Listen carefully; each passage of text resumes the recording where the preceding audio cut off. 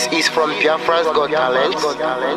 We are letting Biafrans know the reason why we should remember those who gave their lives for us, those who died that we may live.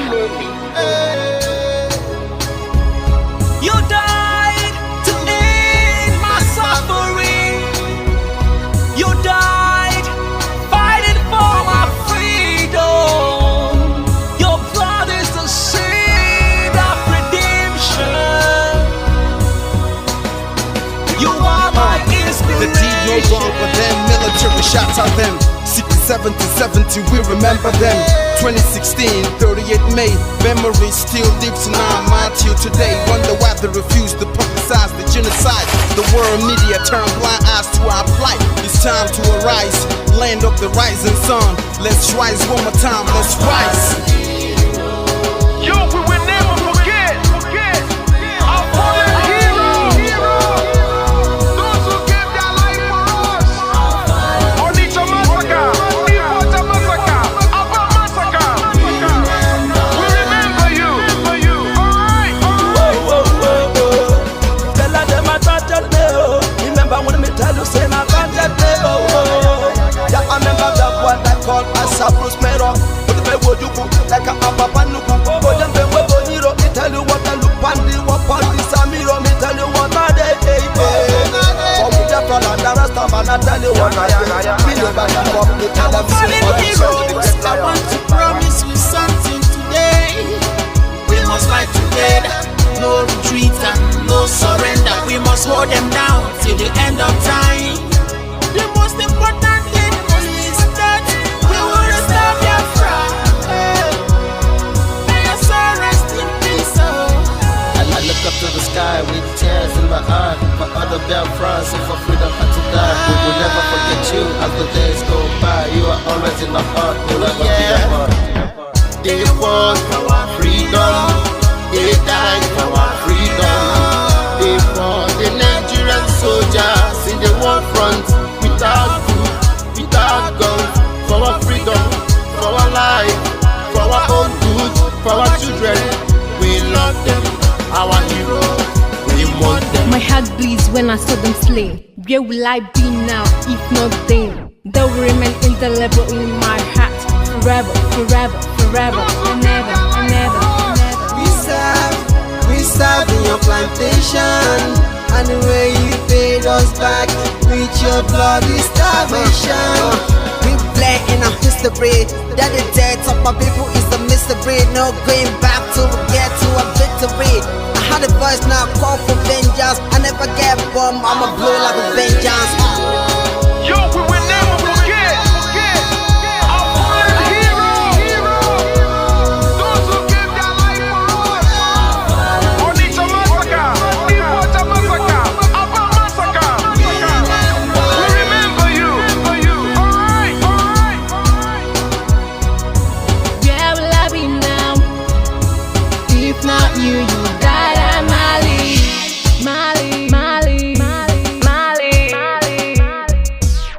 Then we are starved to death because of our freedom, and they paid the debt for our freedom. Flag high for those that died in the genocide, fighting for you and I. There is pain in our heart, we bleeding inside, tears in the eyes of our fallen heroes. This is for my fallen heroes. Give them a patient people. It's like I'm looking at myself in the mirror. Cause to be a cast, I need to be a nurse. If we did not retire, They paid the ultimate price. They died for the freedom of my unborn child. We live for the legacy.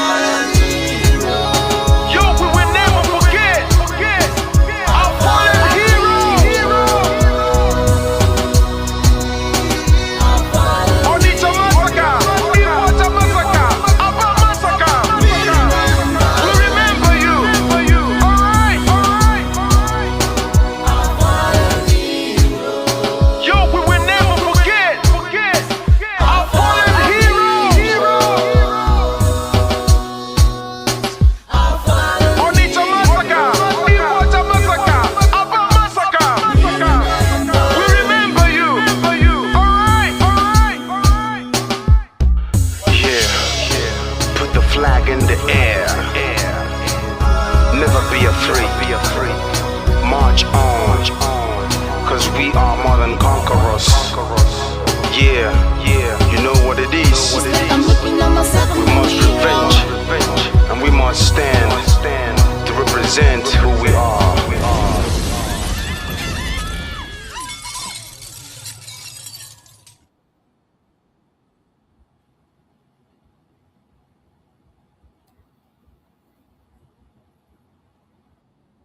Fight on, brave boys, fight on, heroes of our fatherland. Pursue the enemy, harass him, destroy the invader.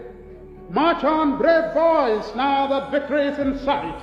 March on and hasten the disintegration of the enemy already set in motion.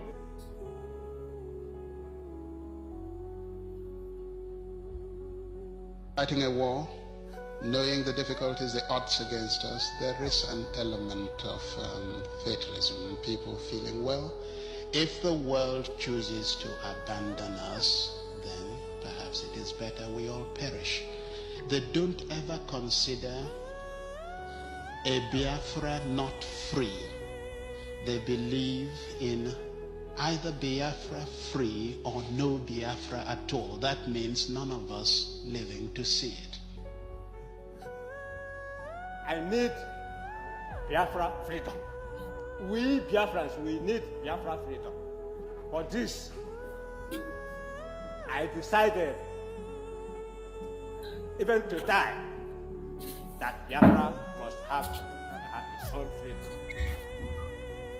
I want us to work systematically towards the establishment of a good, progressive, and democratic society where all vestiges of privilege and social injustice will be abolished, and the rich contribute more for the welfare of the poor. If civil war comes, and I do think it is imminent, you're quite right, it will for us be the price of freedom.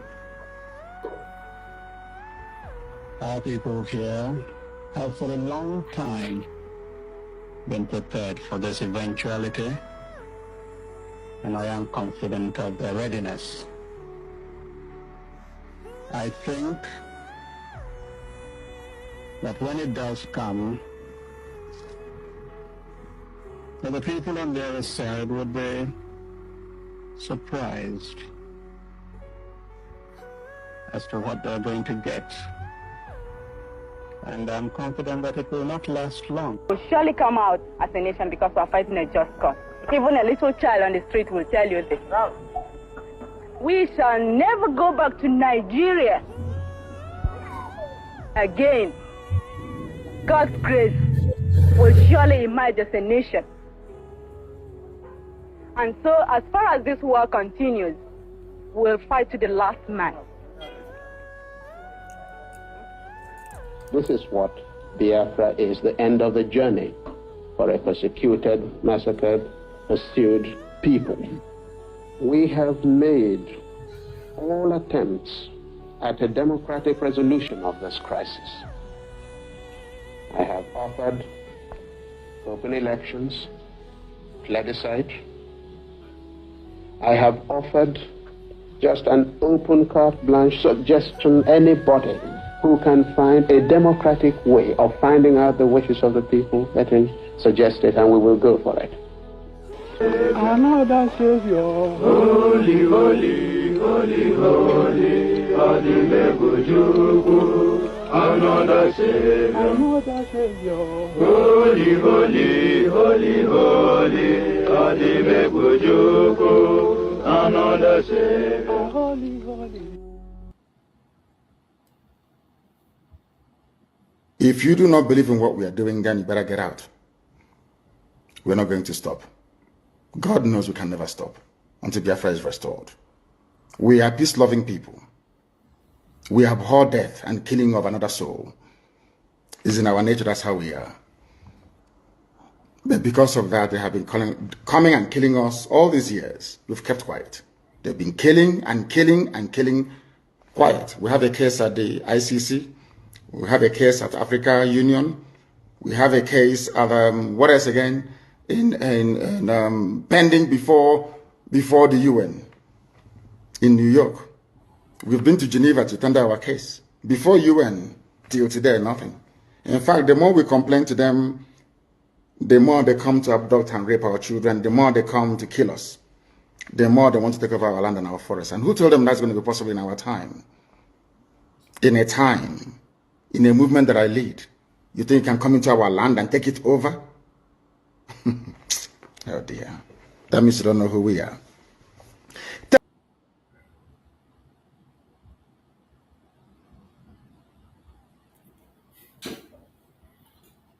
Welcome, welcome, welcome. Thank you for joining us on this very evening. I appreciate every one of you that have joined.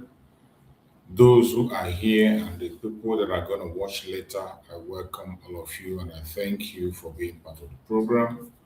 Whenever you join us, like and share and make sure the information gets to others so that they can equally share from the message we are sharing. It is important for us to maintain this message, make sure that the world is hearing it. No matter how they try to discredit us, no matter how they try to attack us, no matter how they try to silence us, we will continue to speak and speak even louder. And this evening we have come, it is weekend, and I'm not going to take much of your time. I will just allow you to go and take your rests for the weekend and do what you have to do. It's just going to be a quick one. And as you know, we still continue on the line of program we have for the day, exposing the failed state Nigeria, the attack against the innocents, the insecurity, how they channel their energy on persecuting the Igbo Biafrans more especially, and they allow their country to fall into the hand of the terrorists. The terrorism in Nigeria today that cannot be controlled, that it doesn't matter how you look at it, it doesn't matter how you treat it, it doesn't matter what you say about it. Terrorists have taken over the contraption called Nigeria, and there is nothing anyone can do about that. And that is why we have come again today to continue to speak, more especially to inform the international communities of what is happening in the contraption called Nigeria. We will not be silent. No matter how they try to stop us, blackmail us, shadow ban us, restrict us, we will continue to do our little best. And I believe Chukwu Kukabiama himself knows how to be able to pass the message across to those who need to hear. So this evening we have come once again still on that very part of the message. Nigeria is irredeemable. There is nothing you can do to redeem Nigeria. And by the videos we are going to play this evening, you are going to find out by yourself that there is no country in the planet Earth today that is terrorized the way Nigeria is being terrorized. But unfortunately, the citizens are very comfortable with it.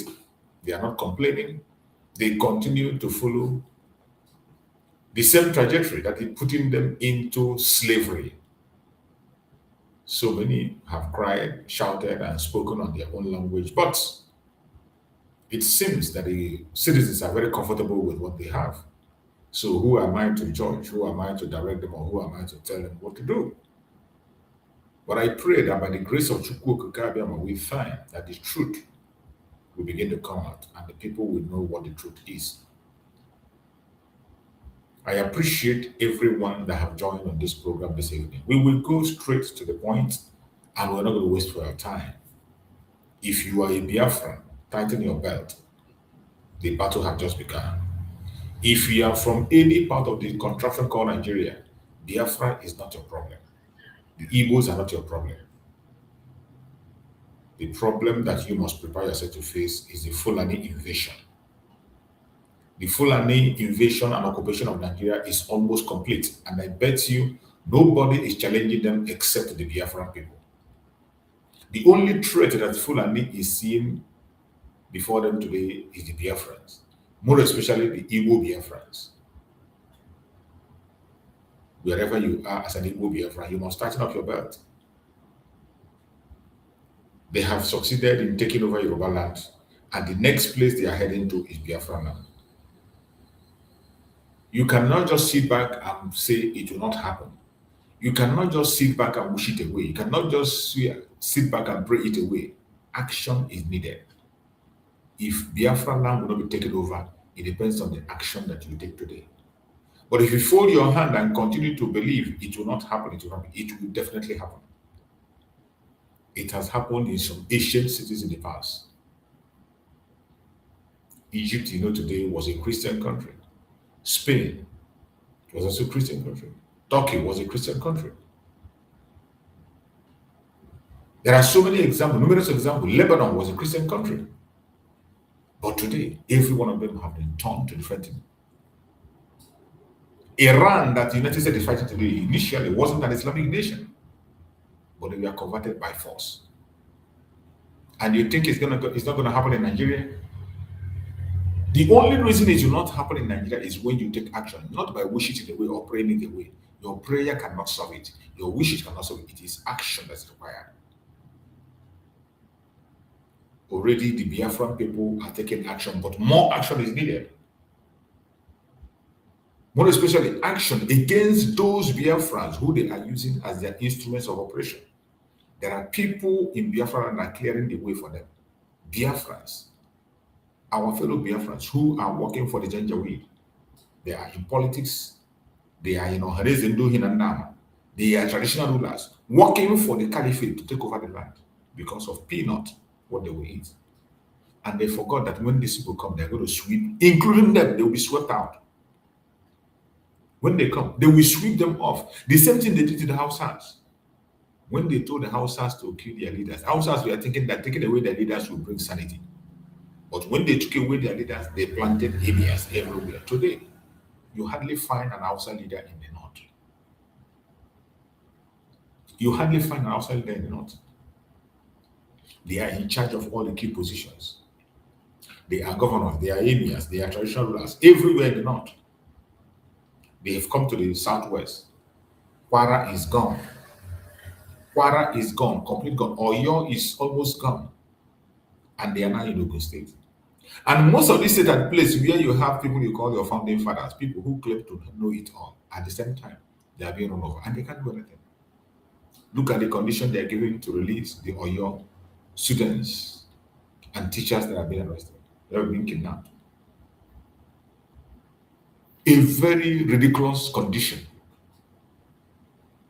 Put Sharia law in your state, give them 1 billion naira, give them arms and ammunition, and buy vehicle for them. Imagine, in a country where you have a government, the terrorists are giving you order what to do, and nobody is saying anything. Instead, they are looking at the Biafran people as their problem. They cannot discharge that Togano jet. It is only when Biafrans rise to defend themselves, they deploy the Togano jet to clear road for the Fulani. They have been trying as much as they can to clear the road for the Fulanis to enter Biafra land.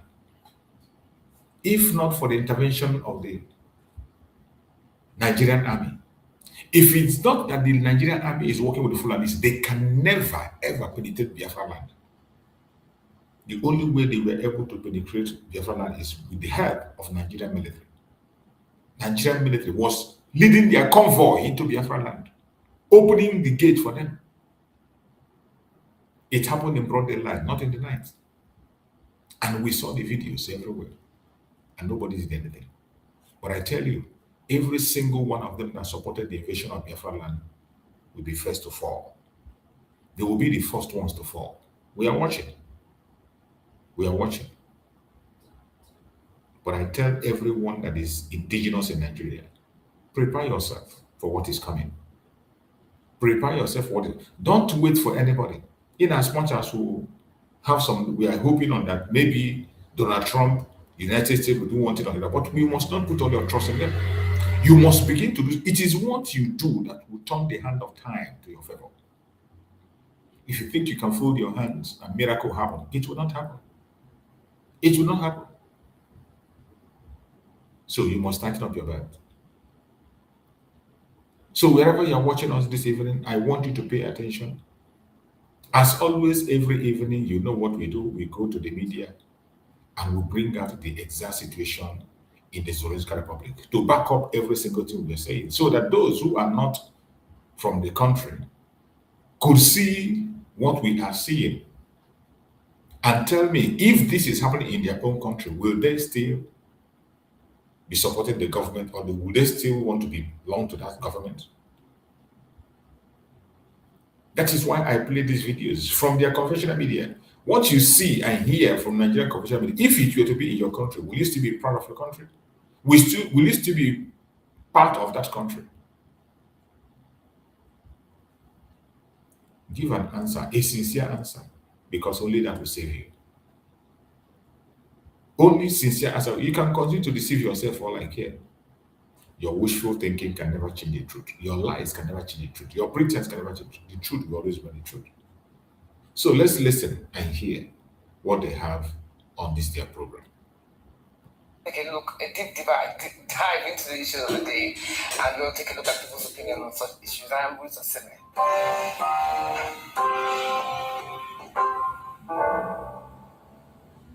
Nigeria must now confront a question that goes to the heart of its sovereignty. Who truly holds power in the places where fear reigns, the government or the bandits? Kidnapping has become an industry, a parallel economy sustained by weak enforcement, organized criminal networks, and desperate families forced to negotiate for the lives of their loved ones. The scale of this crisis is staggering. The National Bureau of Statistics estimates that between May 2023 and April 2024 alone, Nigerians paid roughly 2.23 trillion in ransoms. Security research organization SBM Intelligence also reported that between July 2024 and June 2025, at least 4,722 people were kidnapped in 997 recorded incidents. During that period, kidnappers demanded about 48 billion and received an estimated 2.57 billion in ransom payments. Behind those numbers are shattered families, traumatized communities, disrupted businesses, and a nation gradually becoming accustomed to the unacceptable. The cruelty is no longer hidden. Bandits now publicize their atrocities, flogging adopted children with until welts cover their bodies, torturing captives, tying children to rocks, and even beheading a teacher, all captured and circulated for the world to see. They abduct, negotiate, collect ransom, and too often walk away without consequence. We have heard the assurances, we have seen the dedications, we have been told operations are ongoing, yet Nigerians are still counting losses, raising ransom money, burying victims, and walking up to headlines that read like yesterday's news. And the question becomes, how long before fear itself becomes the country's most reliable system of governance? We're heading for a short break, but stay with us because in a brief moment, we shall get to meet my guests on the show today. Christian Joe, who's yet to arrive, Chital Wanze, and Peter Aka. Perspectives will return in just a moment.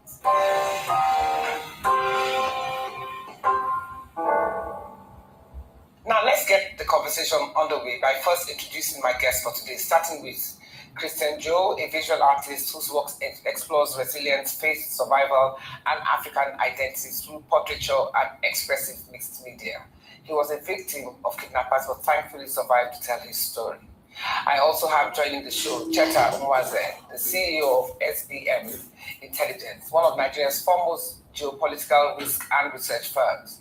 A respected analyst of security, governance, and economic trends, Cheta has spent years studying the forces shaping Nigeria's future and advising organizations on the country's most pressing challenges. And joining from Arise Abuja studio to complete this exclusive list is Randy Peter Aka, a well-known Nigerian political activist, content creator, and social media influencer. Randy is known for his fearless stand on national issues, especially political accountability, electoral reform, and youth empowerment. Greetings to have you all on Perspectives with me this morning. It's been a whole 3 weeks since those innocent children and their hardworking teachers were abducted in Oyo State, southwest of Nigeria, effectively ushering an entire nation into its latest phase of brutal shock therapy. Between then and now, a life has been taken in the most gruesome of ways, and the terrorists continue to brutalize innocent children. I will now play you a clip, which is undoubtedly choreographed, but at the same time encapsulates the sorrow and anguish of all Nigerians. Okay, everyone. I just watched the video of those kids that they kidnapped in Oyo.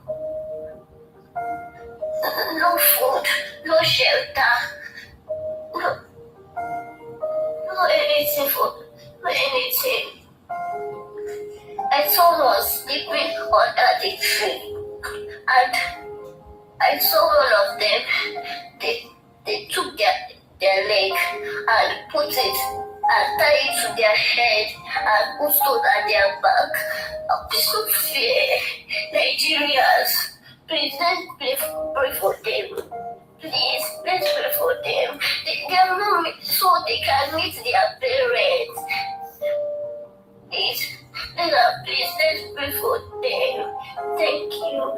Our government, please let my little voice count. If that's harrowing to watch, I don't know what is. I mean, it just makes my heart bleed. But anyway, let me welcome my guests on the show tonight. So let's start with you, Cheta. Do you understand? Now, despite arrests and repeated security operations, kidnappings continue to escalate. From your research, what identifiable patterns have emerged in how kidnappers operate? Thanks for having me. It's a very sad situation. Extremely unfortunate. Now the kidnappers basically they're expanding, and it's an economy in itself now. I would say that it's based on the numbers that we've seen. So, for example, last year we had roughly 2.5 million naira paid out, and this is what we could track. The number one, I think it's important to point out that what was demanded was 48 billion naira in terms of ransoms. So saying that's just under 3 billion naira was paid out does not give the whole story, because there are many people who do not tell how much they paid. There are many people who do not even know how much they paid. They just gather and negotiate. So, given those numbers, you would say, we could easily say that the kidnapping industry is probably the second highest employer of labor in the informal economy in Nigeria now. And that's a very scary prospect, because there's no kidnap in the kind of operations that happen now. There's nothing that can happen without a value chain participation of a lot of people. They have informants, they have lookouts, they have people who pick the money, they have a logistics chain behind them to help keep victims fed at the minimal levels to sustain life. So there's something that has happened, and the underlying word for all of it is impunity. Because for a very long time now, and we as an organization have been warning about this growing trend at least since 2017. That's 9 years ago. And it was in 2020 that we actually coalesced a lot of the data that we have been tracking and first published a report called The Economics of Nigeria's Kidnapping Industry. 2020 was 6 years ago. And since then, we've done it every year. And the problem keeps growing. So because basically we are in a situation where these criminals are getting paid and they're able to sustain their value chain, their supply chain. So it's profitable for them. And because it's profitable for them, it simply continues. And in continuing, it metastasizes and it grows worse. And that's where we are now. Thank you so much. Can we have a Peter back? That's very gloomy answer that you're giving, but this obviously reflects the reality on ground. Can we have Peter in the house? Now, Peter, good morning, good to see you. Now, we have had children become, why have children become such attractive targets for kidnappers? And what still, how do we make sense of this disturbing irony that some of the actual kidnappers accused of terrorizing communities have gone live on social media to offer cash giveaways, and people have willingly sent in their account details. What does this say about our collective moral fiber and the society that we have become? Thank you very much for having me. How are the mighty fallen? A country that cannot protect its children is a country that does not care about its future. In terms of leadership, in 2013 and 2014, the current president stated that on issues of security, the buck stops at the president's table, and that if Jonathan cannot, the then President Jonathan could not protect Nigerians, he should resign. Today, this is the legacy that President Chief Bola Ahmed Tinubu is leaving for Nigerians 3 years down the line of sorrow, tears, and blood. But to call Tinubu as a leader a failure will be an insult to failures. It will be a disservice to failures, because this is a kind of failure that other failures look up to and aspire to gain this kind of milestones. Remember that in 2025 June, Chief Bola Ahmed Tinubu visited St. Lucia, a country in the Caribbean islands, and gave students scholarship in a foreign land. Meanwhile, in his home country, children are not even begging for scholarship. Nigerian children are only begging for an opportunity to wake up in the morning, dress up, go to school, and come back without ending up with terrorists in the forest. Today, as we are speaking, under the Tinubu administration, in 2024, Nigeria was the 6th most terrorized nation in the world. By 2025, we became the 5th most terrorized. Anti-root, in 2026, we are the 4th most terrorized nation in the world. But you know why our situation is peculiar? The government and the military of the 4th most terrorized nation in the world has a policy that is called Operation Safe Corridor. Under that policy, governments gets terrorists that have killed children, mothers, fathers, including military officers, organizes a ceremony for them, gives them a shoebi to wear, and say they have sworn to a holy book and they have now been repented. So the government commits taxpayer money to rehabilitate non-terrorists, while the victims of their mayhem and their anguish are still in internally displaced persons camp, and some with the terrorists in the bush. Nigeria has more than 18 million out-of-school children.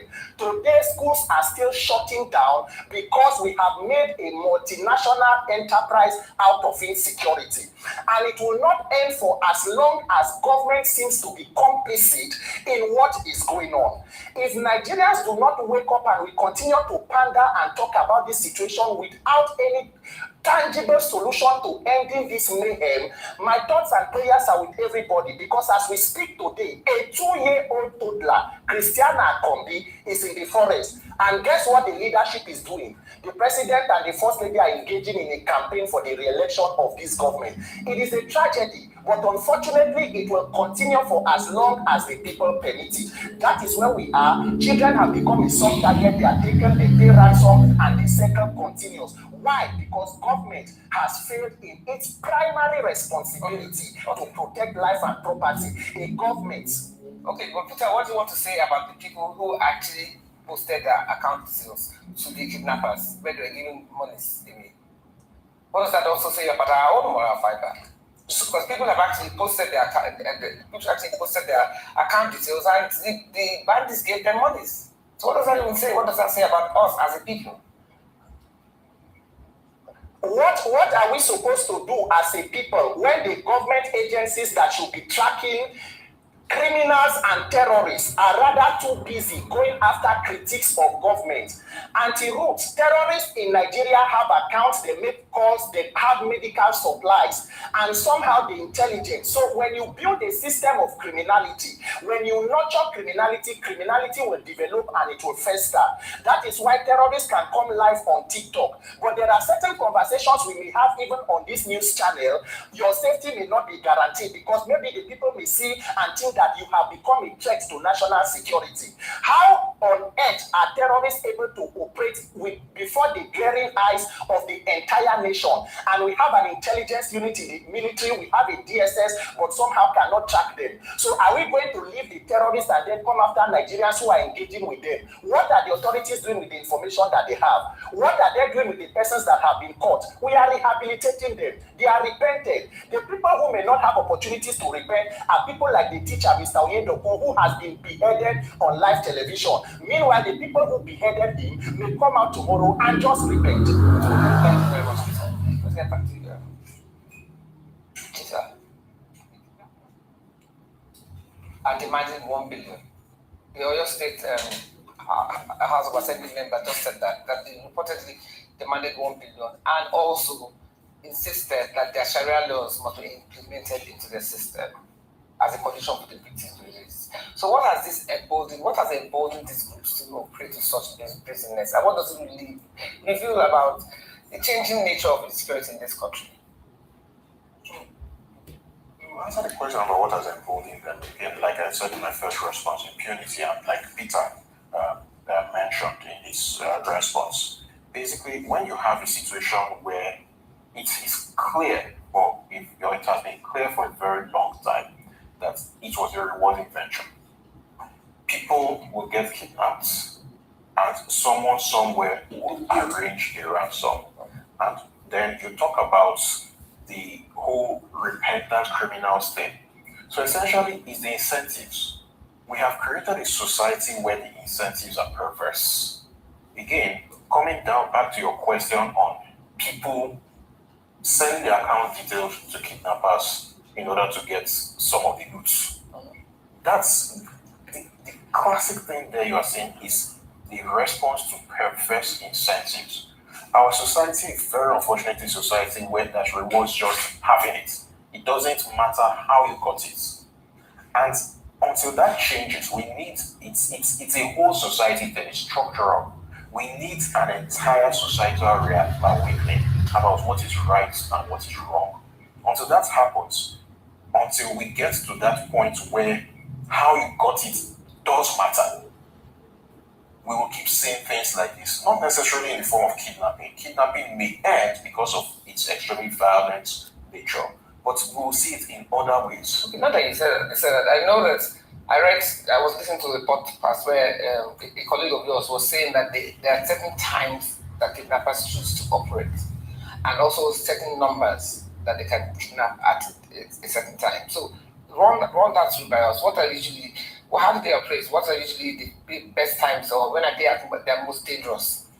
So it used to be that it was in the nights, but now it's increasingly in the daytime because it's become very clear to us based on the patterns that they clearly have help from the local communities, and they incentivize those local communities. Again, going back to the theme of perverse incentives, they incentivize them by paying money, and this goes to the heart of the unfortunate economic situation in which the average Nigerian finds himself. We're in a situation where you could give an entire village just 100,000 naira and you own them. They will do whatever you want. And in that respect, that village becomes your intelligence apparatus. So, yeah, but so whatever they kidnap on the roads, they're not saying villages. Yes, but again, I talked about supply chain logistics that the kidnappers need to keep the victims fed, to keep the victims in place. Okay, so the village supplies them the food whilst they have to get the food from somewhere. We are yet to see one report of gangs of people carrying foodstuff across borders. So which means that the foodstuff is coming from somewhere relatively close. So, and food is just an example. So there's this movie that came out last year, you heard, on Netflix. It was very well researched. And credit to them, they cited one of our reports. It was very well researched in terms of the way an entire community can actually help in these operations. So, and note one thing. It happened on the highway, in the daytime, in the movie. That's what increasingly happens. The 3 schools that were attacked in Oyo State simultaneously, and I think that's the key word, they were attacked simultaneously during the daytime. Children are not going to be in school at night. they are going to be in school in broad daylight, and these attacks happen simultaneously. I read the account of one of the people who escaped, and she said it was one person who came out first, then others came out. So it means that the kidnappers had advanced intelligence, and that's a key thing. One of the problems of the Nigerian security establishment over the last few years is there's intelligence. They know what is going to happen, but they fail to act on it. The Nigerian security apparatus has been operating in silos for too long. So one of the things that is going to be necessary to break this cycle would be breaking those silos, acting on information ahead of time before we even get to the point of the incentives. Because we've been too reactive for a very long time. As proactive. Proactivity needs to come on the table. Okay. Now it's good that you mentioned that, because let me have Peter back in the house, please. Peter, you just listened to Chise's last response about the government need to be more proactive in situations like this rather than reactive, which brings me back to my next question. There's a growing perception that when it comes to political dissent or activists, enforcement is swift and coordinated. But when it comes to kidnappers and violence, slower and less effective. What does this say about state priorities? Because he just said that government needs to be more reactive. They are reactive when it comes to arresting activists. Why doesn't this extend to armed robbers and bandits?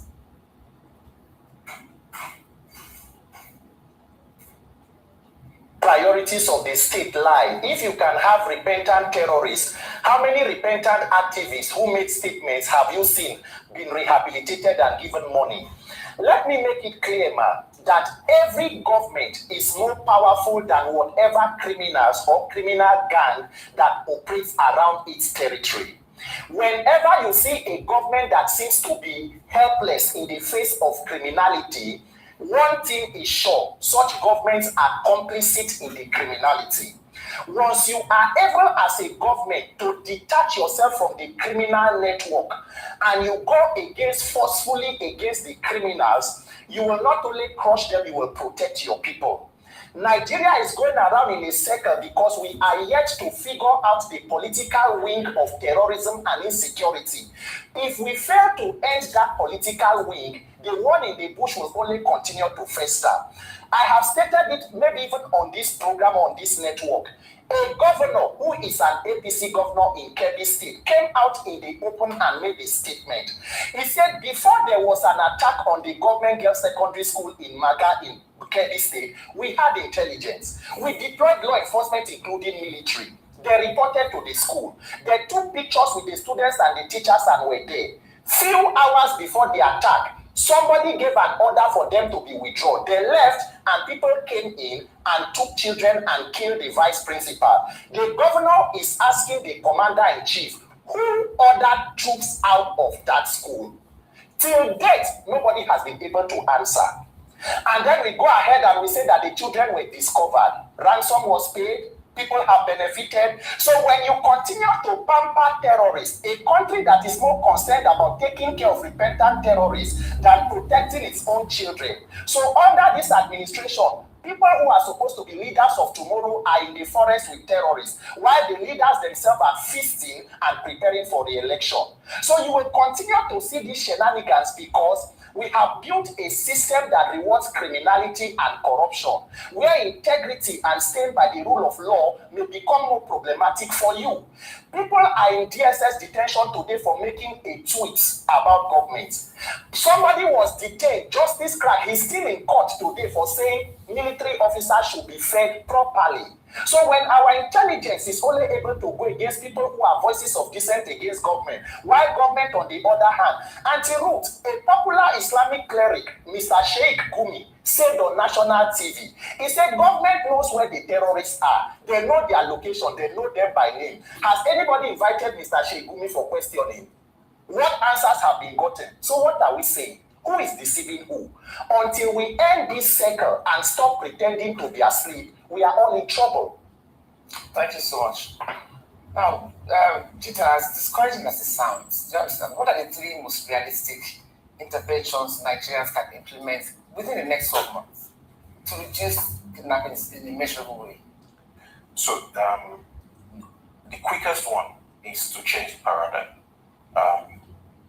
The intelligence needs to be acted upon. So, for example, that was how Colombia changed the paradigm. Colombia used to be hotspots for kidnapping, and they realized that it's not a kinetic problem, it's an intelligence problem.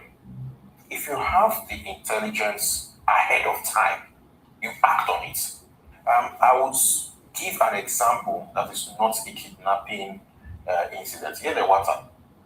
It became very clear eventually that for a full month before the Yelewata massacre, that the DSS had the information and passed it on, but it was not acted on. Now, it's not, we don't have any evidence yet that the Oyo kidnaps, for example, were known ahead of time. But we've heard a lot of chatter that Kangara was known ahead of time, and yet nobody acted on it. Back in 2014, there was chatter that the Chibok kidnaps, well, the Chibok girls, that people knew ahead of the kidnaps, and yet nothing was done. And that's a fundamental thing. So there needs to be an urgent shift from reactivity to proactivity, especially because of the reputational damage that this does to Nigeria and Nigeria's economy. I don't think people are understanding. So the president and the government are going on a lot of roadshows trying to get foreign investment into the country. But each time there's one mass kidnap in Nigeria, because mass kidnaps, especially of children, always have a way of making the news. And at SBM, we define a mass kidnap as an incident where 5 or more people are taken. They become more common. Back in 2023-24, there were about 23% of all kidnapping incidents. As of last year, it has risen to 32. So it means it's becoming more common, and it's becoming more common because it's becoming more profitable. Okay. So that's the first and most immediate thing that we can do, proactivity. But the second and prime, it's not as immediate, but it's probably more vital than proactivity. It's financial flows. These guys are using the banking system. Okay, we're going on the break now, so we'll continue with that. But I need to know how you're going to explain. It's not just enough saying they should be proactive. What are the steps that you take in practicing this proactivity? So we're going on a break right now. I'll see you right back. Grab a cup of tea about this thing. There's a woman with her kids, and more than that. Okay. So on the way, after the or where people do stop to wait by 30 minutes afterwards, 30 minutes after we're done waiting at Ore, entering the outskirts of Edo State, the gunmen came out of the bush, shot at us, we all were kidnapped. So, taken to the forest. How long did you walk in the forest? So many hours. Like, I can't count the hours, but so many hours. So, in the forest, we got to our final destination. I think that was like early morning the next day. So, early morning the next day, we camped somewhere in the forest. Day 1, day 2. Were you fed? I wasn't fed, but the other persons that were kidnapped alongside me was given just one to share. Okay. Yeah, so although the first of the kidnap, one person was unalived. Was killed. The truck driver, yes, that was behind us while we were reversing back. The truck driver that was driving the truck behind us that we hit. So in the forest, on the third day of the kidnap, because I thought perhaps if we had always the money that you're asking for. Okay, at what point did they start asking you to call your people for money and stuff? Was it the second day? First day. From the first day? Yes. They all asked you to bring out, to call whoever you want to call for your ransoms. Yes. Okay. Was it a general collective ransom or did they give each person? Each person. Okay. How much were they telling you to ask in your case? 70 million naira. 70 million naira. Okay. So, yeah, so on the third day, because I sustained injuries already all over the place. How did you sustain injuries? Torture. They tortured you? Yes. Why? Was it only the torture or everybody that was there? I was the person that tortured the most. Why so? I don't know, perhaps maybe my size, I was bigger before. You're still big now? Not like nice before. and fit. Thank okay. you. Yeah, but why did they pick you to torture them? Did you try to, I mean, what happened? I didn't come into the forest with my mobile phone. I left it in the vehicle. So, yeah, was the number I had off and I called, so I had to find a way to go on.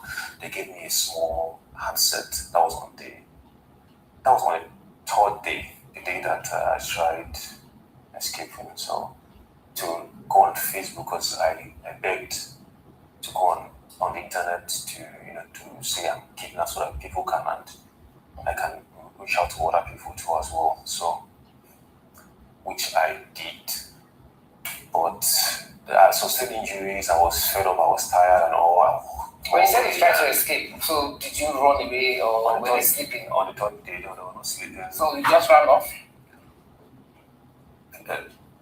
These bandits, these kidnappers, few of them went out to front for to a location where one of us, they had raised up a certain amount of money, I don't know how much.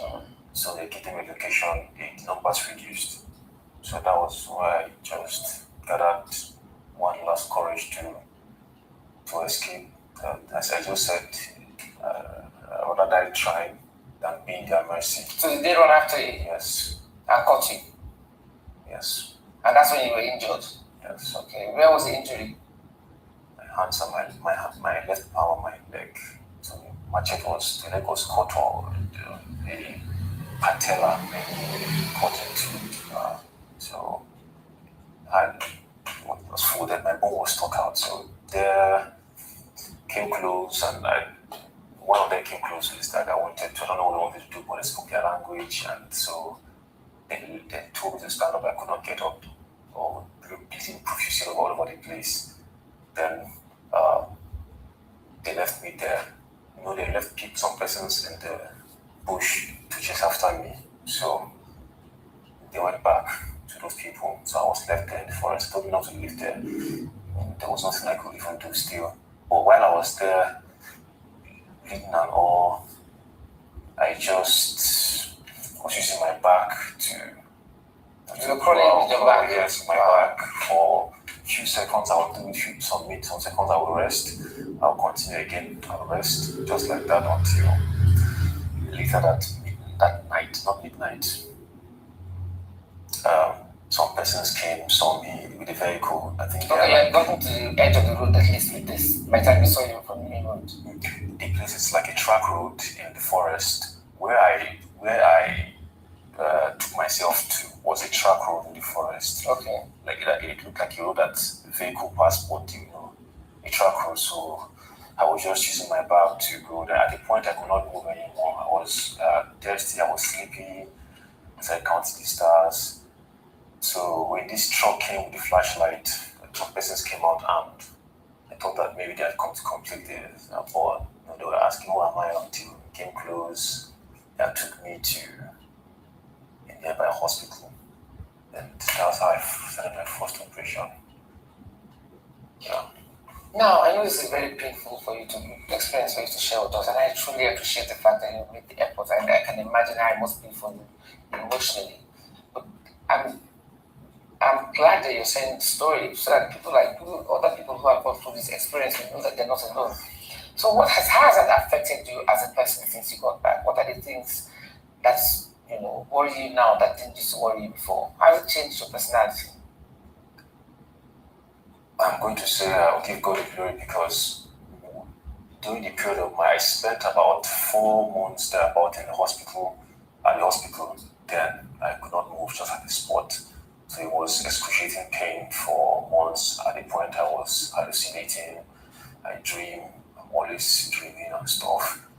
Then later on, the hallucinations spiked up or due to people around me, people that were morally supporting me and all of that. So then I left the hospital for a month. I was receiving treatment at home for like straight 7. It was in total like 7 months thereabout.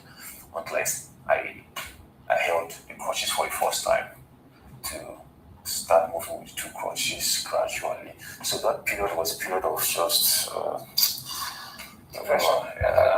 Yeah, well, I know I've lived from that, even though sometimes I try to fight. I always do things to keep me positive and all of that, but what it did was just, it made me appreciate the little things of life. So, not as bothered and worried like I used to be before.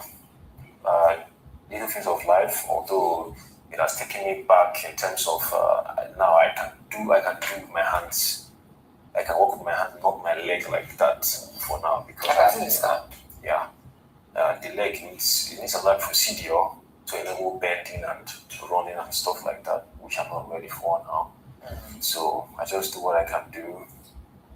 If you had to advise the government on how to handle the after effects of kidnappers when they're released, how to integrate them back into the system, what do you think the government should do, put in place where people like you can visit and gradually get better?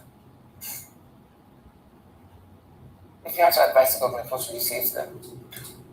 My opinion is, firstly, of course, security. Because sometimes I don't know how other people will process the aftermath, because it's like each time you stay, you think that they're coming again and stuff like that. You are going on the road, flashbacks and all of that. And 2, mental health. Yeah, mental health, yes. Yes, mental health. And perhaps keep them busy. Keep them busy with activities, because I would say if I'm not someone that is always trying to do something sports or arts and stuff like that, I think it would drain me more than I am now. But I always try to keep myself busy all the time. So I think that's something, maybe recreational activities and stuff like that, and perhaps finance to support them, because I'm sure many people are still there. The trauma haven't left many people that are kidnap survivors. And it has affected the way that they do their work day to day, maybe the way they hustle before, not even they're hustling now. And some places that they're supposed to go to, they can't go to those places anymore because of the insecurity and all of that. Enable them financially. Yeah. Okay, thank you so much. Thank you, Christian, for sharing your story. Can I have Peter back in the house, please? Peter, you've listened to Christian's most harrowing story, and I'm sure he speaks on behalf of a lot of kidnappers who have gone down this road. And the question about rehabilitation process that the government needs to do is also a very pertinent, strong question that we should ask. And there's also a disturbing video circulating on social media showing a group of herdsmen sexually assaulting a 56-year-old woman on her farm in the presence of her 2 children. Have Nigerians become so dangerously accustomed to a level of violence that should never be normal? Now, what happens when public outrage begins to fade? So I'm asking you 2-in-1 questions. What should the government do to rehabilitate those who have escaped, and also what this does to our moral fiber when after the outrage has come, it goes? These people are killing people, raping people. I even hear that some of them even eat the kidnappers that they kill, and they put it on social media. So, where do we draw the line here? It is anti-root. Are we a normal people? Is Nigeria a normal place? This is the story of a survivor. What we are hearing today has almost become a norm. My brother, my thoughts and prayers are with you. I congratulate you and I celebrate the fact that you are alive. May God keep you so that you can fulfill your purpose in life. Anti-root, are we a normal people in this country? When you say you should talk to government to do the right thing, maybe it is a government that is interested in the welfare of the people that you can talk to that will listen. When you are unfortunate to be led by people who are political businessmen, who see citizens not as human beings who deserve good governance, but as customers for their personal trade, then this becomes your portion. This tragedy and this calamity will continue because we handed over power to persons who have no business being there and who have proven that on the wheel or the list of beneficiaries, the people come last, if at all they appear there. What he's talking about today as his experience is what a 2-year-old toddler is going through in Oyo State. A 3-year-old boy, Sikiru Salami, is going through this kind of experience as we speak. We may not even know their current conditions in the forest. And guess what? The wife of the president, who is supposed to be, according to her, an ordained minister of God, is attending an APC rally where she's trying to inaugurate Tinubu torch bearers. I don't know the torch they are inaugurating that cannot find 40 children in Oyo State, and distributing cars to women leaders in the State House. When under Jonathan, we even saw the then first lady shouting and screaming, even if it is to pretend to have empathy for children, anti-roots children, is what Nigeria is not able to protect. A country that cannot protect your women, cannot protect your men, cannot protect your youth, cannot protect, we cannot agree that children should be protected. What are you going to tell? When you say that they should begin to do this, we have repentant terrorists rehabilitation. When will we have rehabilitation for victims of kidnapping? When are we going to set out funds to say people who have gone through this torture? We are waiting to see when government will come up with a policy to support them, to reintegrate them back into society. You can imagine the trauma that a person like this is living with. Anti-roots, if Nigerians do not come together, mobilize and end this reign of terror we call a system of government, my condolences are with all of us, because everybody is a potential victim. Today's victims were yesterday's survivors. Tomorrow's victims will be today's survivors. The dead can no longer die. The next set of persons that this carnage will happen to are those of us who are alive. May we say enough is enough soon enough. Thank you so much, Peter. James, let me ask you, this just sounds so deflating and so demoralizing.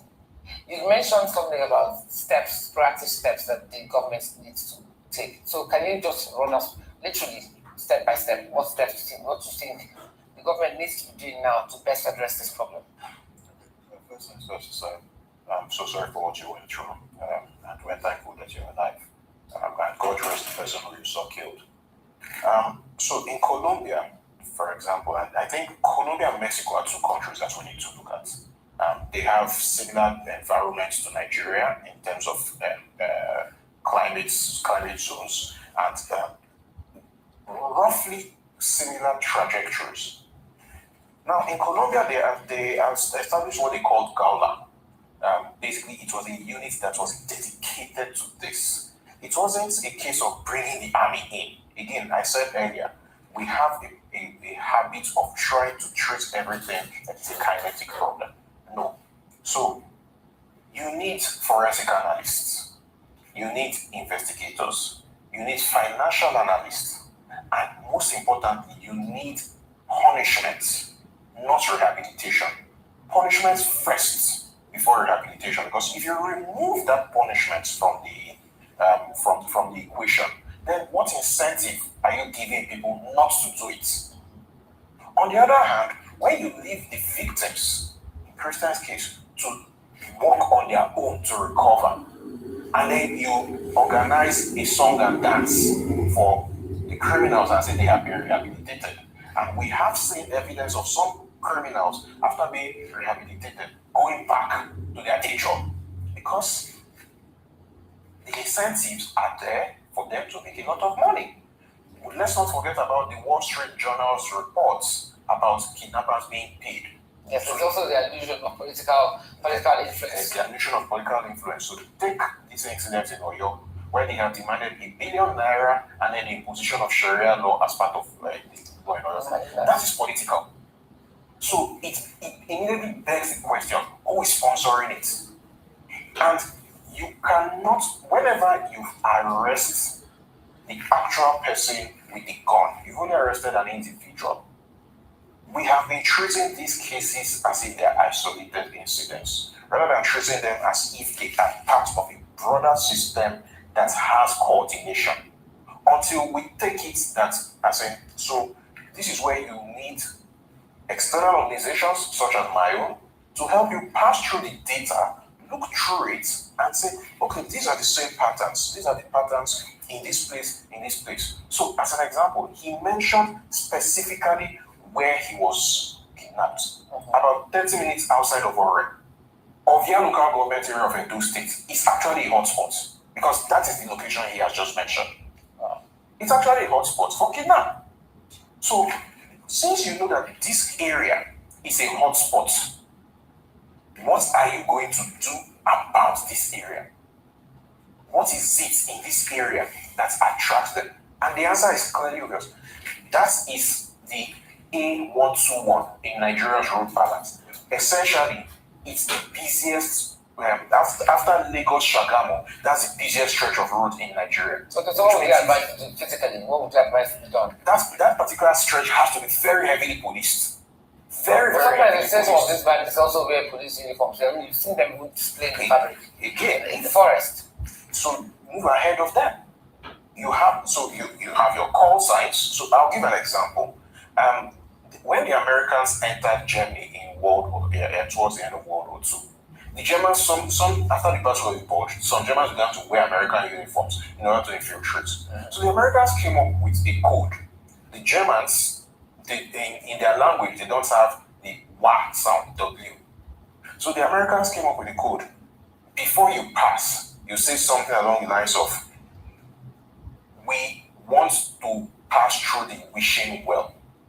A German who has only spoken German will say something along the lines of, we want to. So that way they would catch the person. So you come up with, I mean, we're not dunces. I like to think that Nigerians are not dunces. We can come up with codes to keep ahead of these people. Because infiltration is a part of criminal gangs everywhere. They need to infiltrate in order to move. But the most important thing is the finances. Because that is the circulatory system of this whole enterprise. Once money is flowing through the system, then people will get involved. Cut off the finances. I think when the money is flowing properly, not get stuck. The money is flowing properly. That is why people are getting I think the people who get this money make it flow down the chain. And they clearly do. They clearly do. That's why more people are getting involved. That's why they're able to get whole villages, whole communities to act as lookouts. And again, given the recent incident in Oyo, in Oyo, tells us everything. Because simultaneous attacks in 3 different schools. That's a level of coordination that requires a lot of participation of people with deep local knowledge. When I mentioned money, I was referring to money that the government should put into this project. That because you said we need a lot of finance. And I was talking of, if the finance does go in, it should flow. Yeah, but the finance I was talking of was cutting off the finance of when people pay ransoms. That money moves through the finance system and gets to the people who are benefiting. We need to cut that. Again, how do you do that? They pay into accounts. Every account in this country has a BVN now. So the people who are saying, people should put their account numbers online and then they give them a reward. They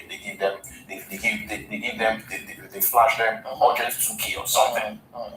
That money came from somebody's account. Yeah. Every account talks to each other during a transaction. There's a BVN on both accounts. So if you can get a Peter K for making a tweet, you can get someone whose account has a BVN. Like, okay, this money that came from your account to pay this person, how did this money come into your account? And let's just start explaining. Okay, thank you so much. Let me get Peter. Peter, one last word. As gloomy as it sounds, at this rate, when do you see Nigeria in the next 5 to 10 years? Can you hear me, Peter? I said, when do you see Nigeria in the next 5 to 10 years? Make it brief. We're almost done. Yes. When do you see Nigeria in the next 5 to 10 years? The same action and expecting a different result will be insanity. Sheikh said the government knows where they are, no investigation. General T.Y. Danjuma said the military, they collude. Nobody has come out to debunk it. If we do not get the political wing of terrorism out of the way, we cannot solve the militant wing in the forest. It is up to Nigerians to end it and get governors that they can hold accountable. This has become a multilateral business investment. It will not stop because a lot of beneficiaries want it to continue. For as long as we allow beneficiaries to be in government, the lives of the people will not be saved. The people have the right to do what is right and protect our lives. Thank you so much, Peter. Thank you so much, Peter Ekpa, for your wonderful input as always. Now you have heard it. From everything you heard in this program, it is very clear that Nigeria is irredeemable. You know, they can pretend for all I care. They can continue to pretend. As I always say, the reason I play their program is to confirm what we have been saying. To also show the world that those of us calling for the disintegration of the contraction called Nigeria, it is not just out of hate. It is not because we hate anybody. It is not because we are being marginalized. It is not because of resources. It is to save life. Look at the kind of horrific stories you're hearing. Look at a kidnapped victim. And you see the worst thing they do is that they don't want to name the perpetrators. While this guy was telling these stories, did this woman ask him, who kidnapped you? Who are those that kidnap you? Of course, we know whom they are. But they continue to hide them. They don't want to mention them. They don't want to talk about them. They continue to pipe their head. And you are dreaming that somehow your Nigeria is going to be better.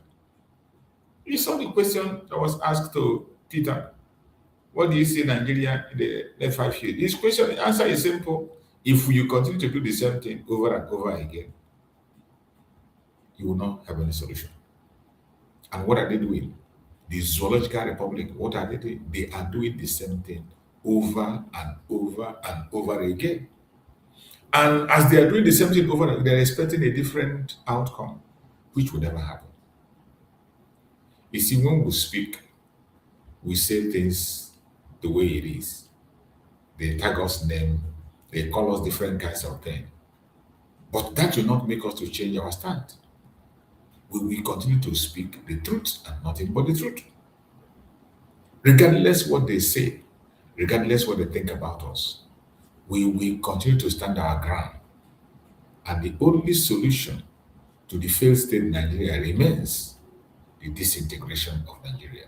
If you do not disintegrate Nigeria, I bet you the situation will be worse. Every blessed day, you are going to have a worse situation than what you're having now. Just like Peter said, the victim of today, we are victors yesterday. And the victims of tomorrow are victors today. You don't know who it's going to be. It's just a question of time. It is going to get to everybody. So wherever you are watching from, we will continue to show what is happening in the zoo, just to make you understand that whatever we are doing, it is not out of hate. Let us also go and listen to what they have here in VOP to still expose and tell you that country would never survive. You can continue to protection. Also, some terrorists invaded the Ibosi area of Idogun, or said local government area of Ondo State. They destroyed buildings, kidnapped a 9-year-old boy in the early hours of today. VP News gathered that the bandits entered the community at about 1 a.m. They shot sporadically to scare residents. They ripped 2 houses before picking up the victim and whisking him away to a known destination. The boy, identified as Oluwa Tobi, is said to be the son of a pastor in the community, Isaac Olashebiko. The source said that on hearing the sporadic gunshots, residents of the community fled their homes and ran to neighboring communities for safety. The public relations officer, DSP Abayomi, who confirmed the incident via WhatsApp, said efforts were ongoing to rescue the victims and apprehend the perpetrators. Now moving on, Boko Haram insurgents attacked a Nigerian army base along the Mandara-Borotai road in Borno State. They killed and slaughtered at least 8 soldiers, injuring several others. A military source at the base confirmed the attack, saying the incident occurred in the early hours of Friday at around 3 a.m. The 162 Battalion Mandara Borotai Road. 8 soldiers were not just killed, they were slaughtered. The action was meant to send a message. Another military source disclosed that the attackers overran parts of the facility, carrying out a brutal assault on troops stationed there. Also, the terrorists stormed the military position in large numbers. They caught the troops off guard amid the bad weather conditions. Security sources added that reinforcement teams have been deployed to the area. And in the next situation, efforts ongoing made things so bad that the terrorists, while rounding off them, decided to behead them. They obtained gory footage and images from the scene showing the aftermath of the assault, confirmed the scale of the incident, though officials, especially the Nigerian army, up till now has not yet released an official statement as to the gory sight of the soldiers who were beheaded. According to security sources, the latest attack adds to a series of renewed assaults by Boko Haram and the Islamic State of West Africa province fighters targeting military formations in the northeast, despite the ongoing counterinsurgency operations by the Nigerian military. The reinforcement team had been deployed to the area following the attack, and that efforts were ongoing to assess the full extent of casualties and recover the base. The videos that circulated via very succinct web images show the gory details, how the terrorists rounded off these soldiers, murdered them, and beheaded them almost in a very brutal manner, indicating that there was supposedly a war in Nigeria. Now, the Nigerian government has begun arrangements to evacuate citizens willing to return from South Africa following a fresh wave of anti-immigrant hostility that has forced hundreds of foreign nationals from their homes, raised fears of renewed calls. Authorities confirmed the registration and screening process for a voluntary repatriation program, which commenced yesterday evening. Officials anticipating that more than 1,000 Nigerians could take advantage of the initiative. Speaking today, the Foreign Affairs Ministry spokesperson, Kenebi Ebiekpa, said the exact number of Nigerians seeking to return are yet to be finalized, but noted that the figures was expected to surpass 1,000. The development comes amid mounting anxiety amongst migrant communities in South Africa, where anti-foreigner protests and hostilities have intensified in recent weeks. Similar concerns recently prompted Ghana to begin the evacuation of its citizens from the country. In a statement issued earlier this week, Nigeria's High Commission in Pretoria disclosed that it has secured concessions from South Africa authorities to allow Nigerians facing immigration-related violations to leave the country through the repatriation exercise instead of being detained. South Africa has historically attracted migrants from across the African continent because of its relatively advanced economy. The United Nations has said that weapons looted during the 2011 conflict in Libya later found their way into the hands of extremist groups operating in Nigeria and other parts of the Sahel. ISIS, Boko Haram, most of the weapons they have are basically from Libya. The UN Under Secretary General and High Representative for Disarmament Affairs, Izumi Nakamtisu, disclosed this while addressing delegates at the UN headquarters in New York during discussions on the global spread of illicit firearms impact on peace and security, specifically with the volatility in the Sahel region and West Africa. Nakamtisi warned that weapons stolen, diverted, or looted during armed conflicts often continue to fuel violence long after the original conflict has ended. According to her, such weapons have contributed to instability, terrorism, organized crime, and insecurity across national borders. The UN official said arms looted during the uprising that ended the rule of former Libyan leader Muammar Gaddafi later resurfaced in countries across the wider Sahel region, including Nigeria, Niger, and Burkina Faso. We're going to take a very short break to kind of stay with us.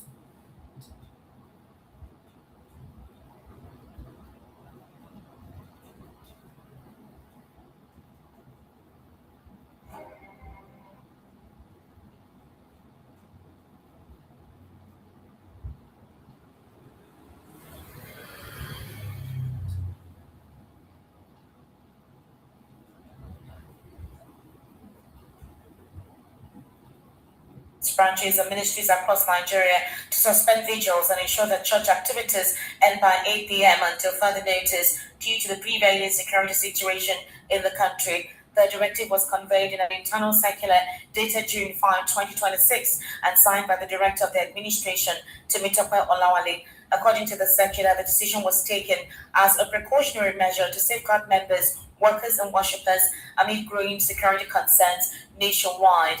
The administration within the church says the insecurity has become quite alarming. Meanwhile, the Emir of Agungu, Mohammed Sumaila Beira, urged communities in his emirate to legally acquire weapons to protect themselves against persistent attacks by terrorists. The monarch also called on residents to remain vigilant, take proactive measures against terrorists and other criminal elements. He spoke during a meeting with district heads and villagers, as well as other heads and ward councils at his palace in Agungu. The emir said communities should consider raising funds collectively to purchase legally approved weapons for self-defense. He said Islam does not encourage people to remain helpless in the face of violence. The royal father lamented that many communities have become vulnerable because they lack the means to defend themselves. Mr. Elvis Elimehele, good evening. Thank you for joining us. You saw what happened this early morning around 3 a.m.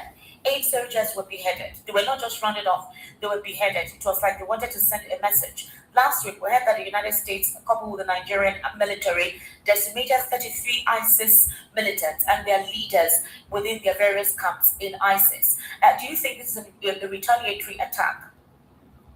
Esther, this attack is becoming too much for Nigerians to comprehend. What are we talking about?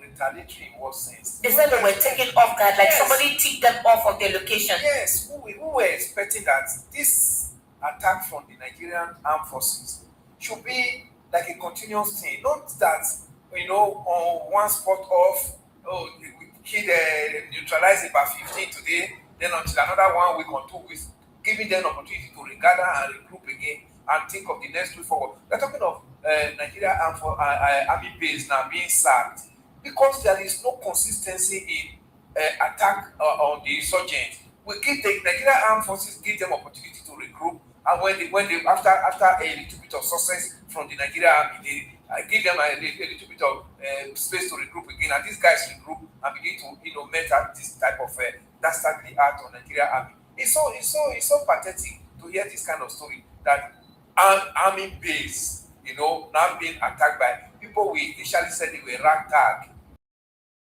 They are now even perfected the art of now. After they're well kitted. No. I mean, at the beginning of this insurgent, at the beginning when about 12 years ago, we were saying that, they are just ragtag army, and now they have perfected the art of people using drones, using the IETs and all of that. So we gave them this latitude for them to grow to this extent because there have never been truth, on the Nigerian side. Nigeria have never really given the Nigerian armed forces the desired support to confront these people till they got to this level now that, they are not sacking bases, sacking barracks and all of that. It's so shameful, Esther.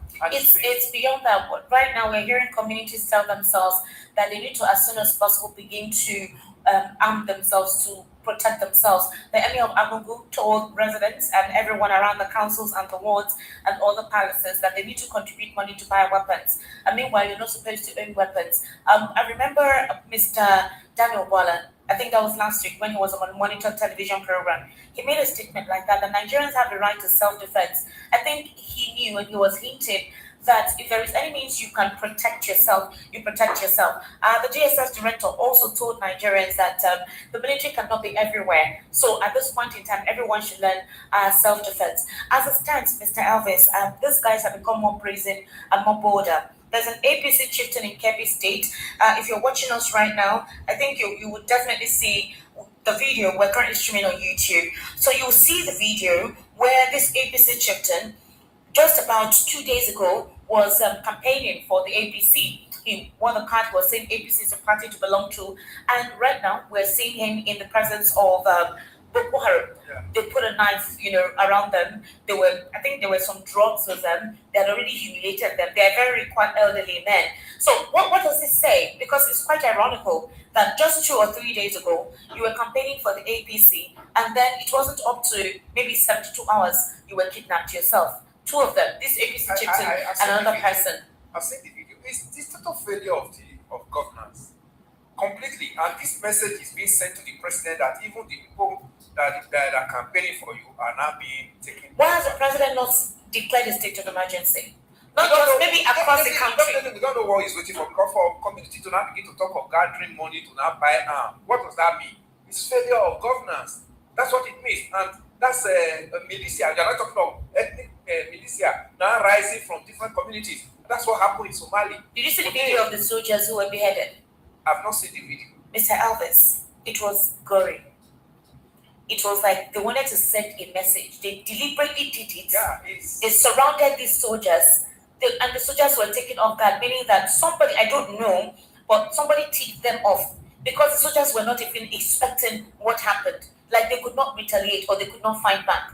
They rounded them, put them on the floor, and slaughtered them like rams. Like it was like a butcher. Then they did not only do that, they displaced the heads, like pushed the heads away from the body. Some of them had their own throats out. While the reinforcement came around, they were now trying to see all the bodies they could gather together, wrap them up. These are young boys who are trying to protect our territory. The question is, are we officially at war? We've been in war. Only the Nigerian government is not sincere to itself.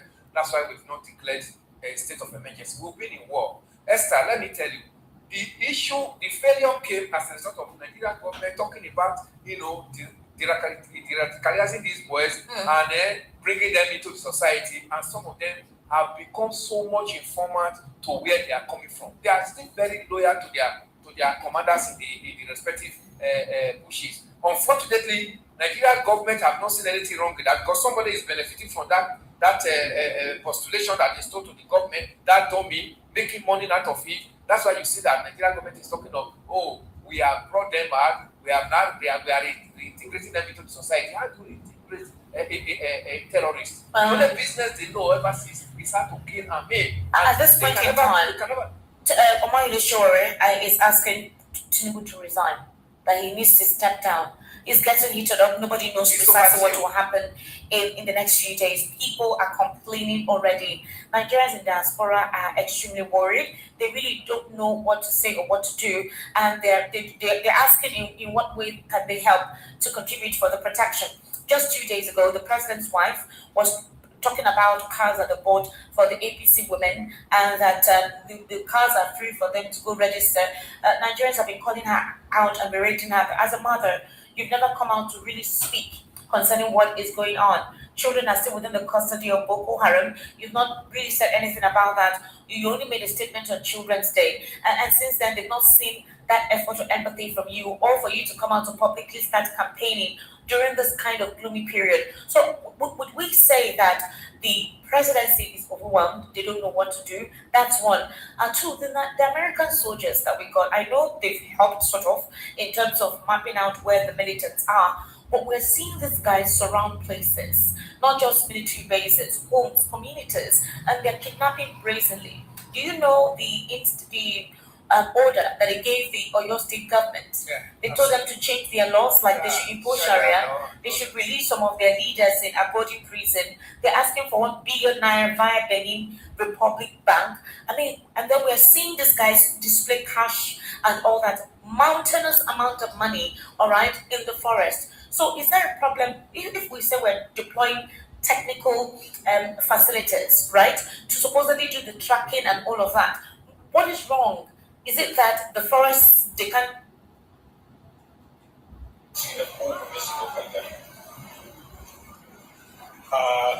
Jami'ar APC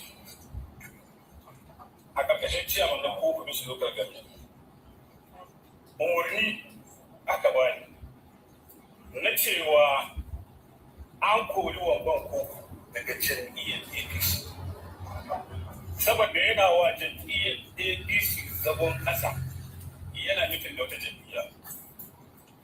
An kori wamban koko daga jam'iyyar APC, gama ku shida. Bakarabai ne, akwai Alhaji Muhammad Naya, akwai Bidani Muhammad, akwai Mande, akwai Kabiru, Fani, akwai Ajona, akwai don haka kowai magana kore da ke yi. Su tara su ke don haka jam'iyyar APC ta kore su a gajen tare da APC wallahi kariya ta. Kuma ni daga tabbata da siya. Wanda ke musu da shi kuma wanda ke koma ki da ba su. Look at Kebbi, look at now, it has gotten to Last year, the where we Katsina are now. state government was released. They were exchanging for some of their kidnapped community members. They were exchanging prisoners for the release of the community members. And according to them, they said this was the best way they could go to avoid casualties. Do you think these guys, because after they released a lot of their prisoners, about 800 of them at the time, because they were releasing them in batches, after they released, it wasn't up to a week that community was attacked again. And we've heard that there are reports of such activities ongoing, but now they don't know how to talk or speak because they allowed what happened to happen. So, Mr. Elvis, I bring back my question to you. If you're watching us on YouTube, you see this guy and you see the same person who was talking, campaigning for APC is the one on the ground there where the kidnappers videoed him.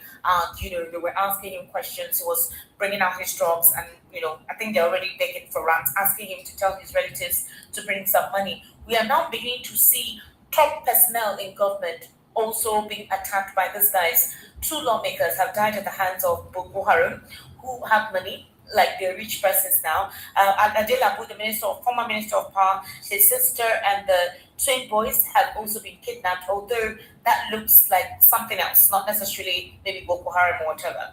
And then we're seeing what happened almost today. Kidnappers almost kidnapped in the same Oyo state, but thank God something came up. So if we look at what exactly this means, and the president has not really come out to do what you call a national address. Is he waiting for June 12th on Democracy Day to tell us what he wants to tell us? Byron Anaga admitted that indeed this administration has failed in the aspect of security, but that it's a collective responsibility of all Nigerians. Nigerians are saying, Mr. Bayo, you're one person who has divided this polity with your remarks and statements. So how come you're asking Nigerians to unify in fighting this? And if your principal is incapable, why can't he resign?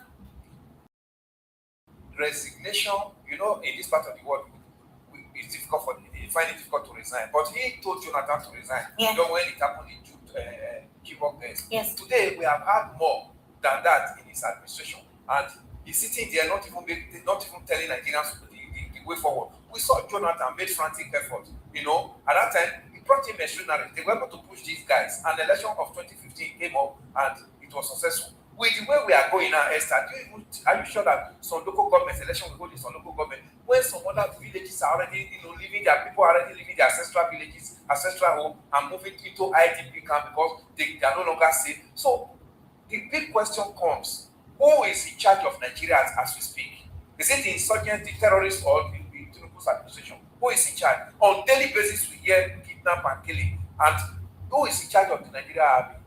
Is Oluide, the chief of defense staff, still in charge? And what is he ready to tell Nigerians? The statement he made at their prodigal brothers, is it what is emboldening them? Is it what is emboldening these guys, to do this? And tell us, by now we're supposed to be having, accountability of what is actually happening. Is it that the Nigerian armed forces don't have the required equipment to fight these guys, or we don't have the personnel or the technology as expected? We have the American, about 200 American soldiers are here. What is actually happening? They came to support in Intel. Yeah. It's how far about that Intel? What are we getting through it? Is American soldiers only interested in those, to come and suppress the insurgent, even if they are killing Nigeria? So that, insurgency, this terrorism is a global thing. Yeah. So America knows that if they allow it to fester here, they could plan here and attack them. That's why you see those soldiers are here. They are not here to assist us to fight. America, does this in most part of the world. That's why you hear Africa, you have in the Gulf, they have bases in the Gulf and all of that. They want to take the fight to their respective home so that they will not be able to recruit and come and unleash mayhem on them right here in America. The last time we heard about the Americans here was that they would not be on the field. They will not be on the field. They were meant to provide intelligence and training to our Nigerian soldiers. I will say this. And then what they did was to provide some assistance with mapping out the areas and doing what you call precise bombing. That's what happened with the ISIS guy, the second in command, where they do precise bombing. The other 33 ISIS leaders as well, precise bombing. So they use technology and technological intelligence to do precise targeting. But beyond that, it feels like the military is stretched thin. You're having crisis everywhere. And you don't know what kind of force you need to put together. But there are talks that if this was the Southeast, the kind of weaponry, army, equipment that would have flooded that region would be something else. For example, yesterday in Abuja, we saw the fortification of Aso Rock at the National Assembly. When I mean well-armed, kitted policemen, the argument, because of protest, why are we not seeing that kind of vivacity, velocity, impulse to supposedly protect our territory? If we can see ordinary protests, they deploy all the police formations across the region. I remember during EndSARS, the same thing too in Abuja. You needed to see the kind of police personnel. They were almost more than the protesters, fortifying the entire National Assembly and the Aso Rock Villa. They blocked, they barricaded the road, they brought in their armored tanks. Like all the artillery came out. Why can't we see that kind of artillery in these volatile regions? For example, in the case of Oyo State, I'm still wondering. Some Nigerians have said maybe there should be casualties, that they can no longer continue to pamper these guys and give them money. You have to kowtow to their demands. The governor himself is confused because their demand is outrageous, telling them to change the laws of their own land. In other words, it's like they want to take over their states. They want to claim their territory. In this regard, what other measure can be achieved to ensure there is no casualty? Because some people are already saying, maybe in order to decimate these guys, we may need to employ casualty. There are also videos of how these Boko Haram members raped the women. In turn, Mr. Elvis, it was crazy. I saw one of the videos and the pictures, and they were in turn. And then I can't even explain the person who was going through all this. In the bush, oh God, Mr. Elvis is terrible. So my question is, beyond painting pictures with words, when do we expect the address of the presidency? Well, you just suggested that probably June 12, but let me tell you, emergency don't wait, insecurity don't wait. I don't know why the president will even delay this type of situation we are going through to say maybe June 12 will be the best day to tell Nigerians what Nigerians are going through. Esther, the issue here is that people make some categorical statements, that are very indicting. The federal government don't see it as you need to bring them to book and say no. If you don't show deterrence, this kind of situation will continue. Somebody said if he's made the governor of Oyo State, he is going to bring in Sharia law. And one of the demands of this terrorists now that held those children now is that Sharia should be practiced in Oyo State. Who is the person? You have not heard. Adebayo made that statement, the former Minister of Communication. Adebayo Shitu made that statement, the former Minister for Communication, that if he's given opportunity to govern Oyo State, he will bring in Sharia law. And now one of the demands of this terrorists now that have these children in captivity is that Sharia law. This kind of people, Gumi is making his own. These people that are making all these statements, indicting Nigerians and Nigerian armed forces. Why has the TSS not bring them? Gumi has categorically said that there is nothing he's saying that the Nigerian government does not know. That the Nigerian government knows exactly where these guys are. They should prove it. Yes, he has said this categorically. They should prove it because the insincerity that within the government circle is what is leading to this. Government has, paid blind eyes to this insecurity over the years, and that's why these people are now everywhere. There is no part of Nigeria now that you don't have issues. There's no state in Nigeria now that you don't have issues. What do you think a responsible government should do? Is it possible that the president is not aware, or maybe the Nigerian military, Air Force, NSCDC police are assuring the president that they have everything on ground because they usually get intelligence updates? And unfortunately, Mr. Elvis, when those things happen, the spokespersons who are very quick to respond to issues that are completely irrelevant don't say anything. They keep quiet. For example, I heard that they're beginning to target persons who are peddling false information across social media. They're beginning to use institutions of states like the DSS to track those guys. And I wonder, if it is possible to use intelligence to track those guys, why has it not been possible to use that same means to secure the release of those within the enclaves of these terrorists, where they dared the Nigerian government by displaying their weaponry? And now we are hearing that the weapons they use are weapons from Libya. The Minister of Defense before, former Minister of Defense now, the former Chief of Defense Staff, now Minister of Defense, Christopher Musa, had highlighted that most of the weapons, and sometimes when they catch them, they see foreign and hard currency. So if they have all those facts, why do they seem as if they are impeded, or they do not have what it takes to do the needful? Is this, I can't explain, I can't say this, is this politics, or is this something else? It is. Apart from politics, no willpower, no political willpower. Then you talked about arms from. One will not begin to ask, where is Nigeria immigration? We still have immigration in this nation. We still have customs. Is it when they are chasing a contraband that they do their job? These ambitions and these young men stroll into Nigeria through the border, unchecked, and nobody knows. I mean, he flipped bluntly.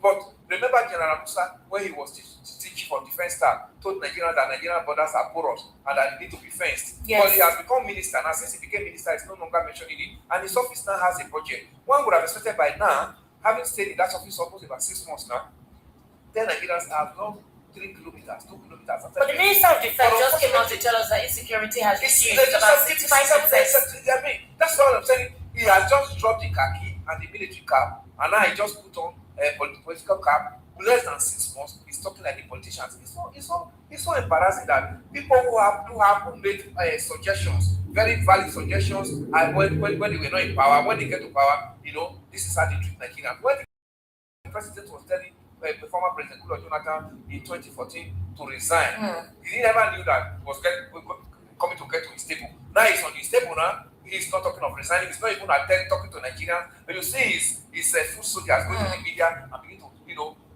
give out narratives on data that have no coherency with what we are going through in Nigeria. Is that how a president is supposed to lead? I mean, at this moment where the president is supposed to lead at the front and say this is the situation, and Nigerians need to be carried along. Nobody is carrying Nigerian along. But we only come to the media here and begin to analyze what we hear, and at the end of the day, they can chase us in the newsrooms, but they cannot chase, use their technology to chase this insurgents right there in the bush. But this is the terrorists also now use social media. They post videos, so they can't track them. This is the same country where we have been told that your SIM card will not work until you register it, because we want to know Nigerians that are having opportunity to use the technology. Do you think this is something from the government? Do you think this is possible? That it could be from the government? The government is culpable, Esther. Otherwise, the government ought to have made Nigerians to know where they have failure and weaknesses, so that Nigerians can have, access to proper solution. They are not talking. They are telling us that we are on top of the situation. Look at today's paper. The president is going to crush the terrorism. When is he going to crush it? When? He has done 3 years. Is this proposing after he wins the elections? Yes, he has done 3 years completely now. Then he's talking of how we are going to surmount this terrorism in Nigeria. Is it after when he comes for the second term? Is it even with this situation we are going through now, are we even sure of having the atmosphere to actually conduct the 2027 general election? What we are going through now? It's so embarrassing. All right. Mr. Elvis, I really don't know how to put this, but these are scary times. Very scary. Churches are telling their worshippers to no longer stay out beyond 8 p.m. In some cases, some programs may be shut down. The Oyo State government has decided to do the same thing, almost imposing a curfew. Other states are now saying that their residents should begin to arm themselves with weapons of various kinds. So, what should the government do? What should Nigerians do at this point if we no longer trust the government? What should we do? It is failure. It is frustration, Esther. By the time we begin to talk of protecting ourselves, arms will now be in the hands of so many people. We will now begin to see militia, rising. People will now begin to tell you that I own this territory, so you must pay tax to me. So what is going to happen is like what is happening in Somalia, what is happening in South Sudan and Sudan itself, where we now see raised ragtag soldiers, everywhere. That is no longer an independent state. It's no longer a sovereign nation, because the government will only be functional in Abuja. Every other state now will now begin to have different types of government now in place. What do we do? I mean, even when churches, what do we do? Asking for a solution, because we need to do something. Churches that we are very good at praying, churches are now even saying shut down programs because they can pray. I've now discovered that this is no longer a matter of prayer all alone. So take the laws into your hands. Nigerians are not ready for that, because we don't have the means. If you say protect yourself, Esther, how many Nigerians can buy AK-47? Go and buy what they call it, pump passion, and confront these guys that carry AK-47 with pump passion. The government must stand up and tell the world, we need assistance, we need help. This is the first time for the government to say. I thought the president went to, which country was that? We went to Turkey. Turkey, yeah. Turkey. What is the result of Turkey? We've not gotten an outcome from that. Is it even Turkey that is even the supposed country the president will go? Turkey is known as a terrorist nation in the world. So is it even one of the countries? Do we even know the sponsors of this guy? The arms and ammunition they use is coming from a country, certain places in this world. They are not manufactured here. Have we even been able to look at trace where this arms and ammunition is coming from? Even though you are saying that it is the problem in Libya led to this, those arms were bought from somewhere. They cannot continuously use every bullet that is shot. You will not repeat it again. Some will need to be replaced. That these bullets comes in on daily basis for them to use. There are countries that are interested in the terrorism in Nigeria that supply these guys arms. They're making money out of it. They make money out of it. The government has not, put its eye down and say, let's do the real investigation and know where our problem is. But it is only the one that we discuss on air that they look for us and to plan down. Well, Nigerians are beginning to go through Nnamdi Kanu, his videos, all the warnings he gave, and all the statements he had made. They're now beginning to question, is it possible he had been saying the truth all this while and he saw what was happening, and possibly because he was highlighting all of this, that was why he was targeted by the Buhari government. It felt like he was right or spot on with what was going on, and the Buhari government wanted to silence him, but now we're seeing what is happening. Most of the prediction he gave is precisely what is taking place, and one would have expected that the president himself, knowing the kind of person he is, the fact that he was part of the Nadeco, they see him as someone who is very, solid, would not have allowed things get to this point. Maybe it's the whole situation of persons controlling persons at the Asoro Villa, or is the politics of the situation that one doesn't know. There's nothing we can say about that now, because the president has said that where Buhari stopped, that's where he began from, and that Buhari's government was his government, which means everything that Buhari did to Nnamdi Kanu, this government is like continue from there, and that's why it's in incarceration. What can he say? Let his prediction be coming out, and Nigerians will now begin to use their mind to judge who is actually sincere in this fighting of this terrorism. Is it the Nigerian government or the people who reminded the government where this terrorism was taking us to, and the government, paid this service and blind eyes to it? Here we are. Mr. Absalom Mahela, thank you so much. Sincerely, I appreciate your input. My pleasure. And that's a wrap. We'll stay with us for the evening rush coming up shortly. Good evening.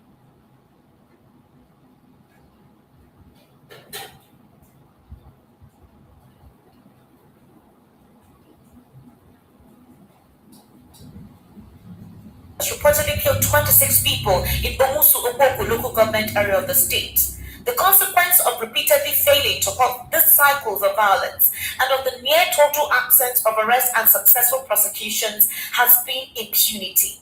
When perpetrators face no consequences, violence becomes self-perpetuating. Amnesty International reported in 2025 that more than 200 villages in and you keep on sympathizing on having mercy upon them, maybe because they are cheap laborers or whatever.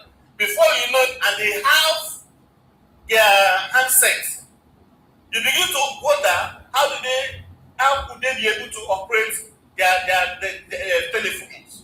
But you begin to see this malam.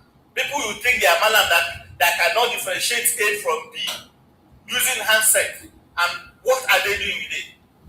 Communicating with others. It shows you the level of preparedness we should be able to have and to make, so that we should be able to nip some of these things in the bud. It is quite sorry.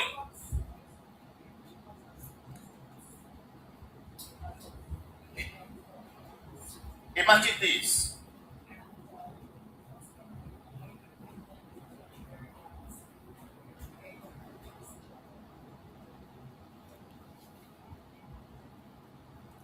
Imagine this. Imagine how bad. Imagine that. And this is what you may see. International Peace Commission or wherever soldiers go, they always rate us very high, highly trained. I know how much it has involved the Nigerian government to train these 8 people. And now they just been brought down, just like chicken. Just like chicken. It again goes back what I've been talking about when I said kin politics. People must have given these people information about these soldiers. The soldiers are not morons. These soldiers are well trained to know in ethics of war. But now, with information, the soldiers will be helpless, and that is how they just been killed like chicken. It's quite unfortunate, and we are all losing. And mind you, Boko Haram said, they are not interested in education. They are now trying to make us believe that their aim of coming is to shut down schools and close the doors of Western civilization is coming to pass. But if we keep on running away from them, that is when their aim will be actualized. And that is when they will now say, we have won them. One, Nigeria should work with other West African countries. Let's tighten our borders. Yes, that is exactly the area I'm going to. That is the area I'm going to. That is the way I'm going to.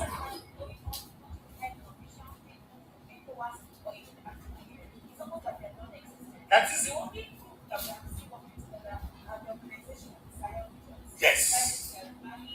Burkina, Chad. Yes.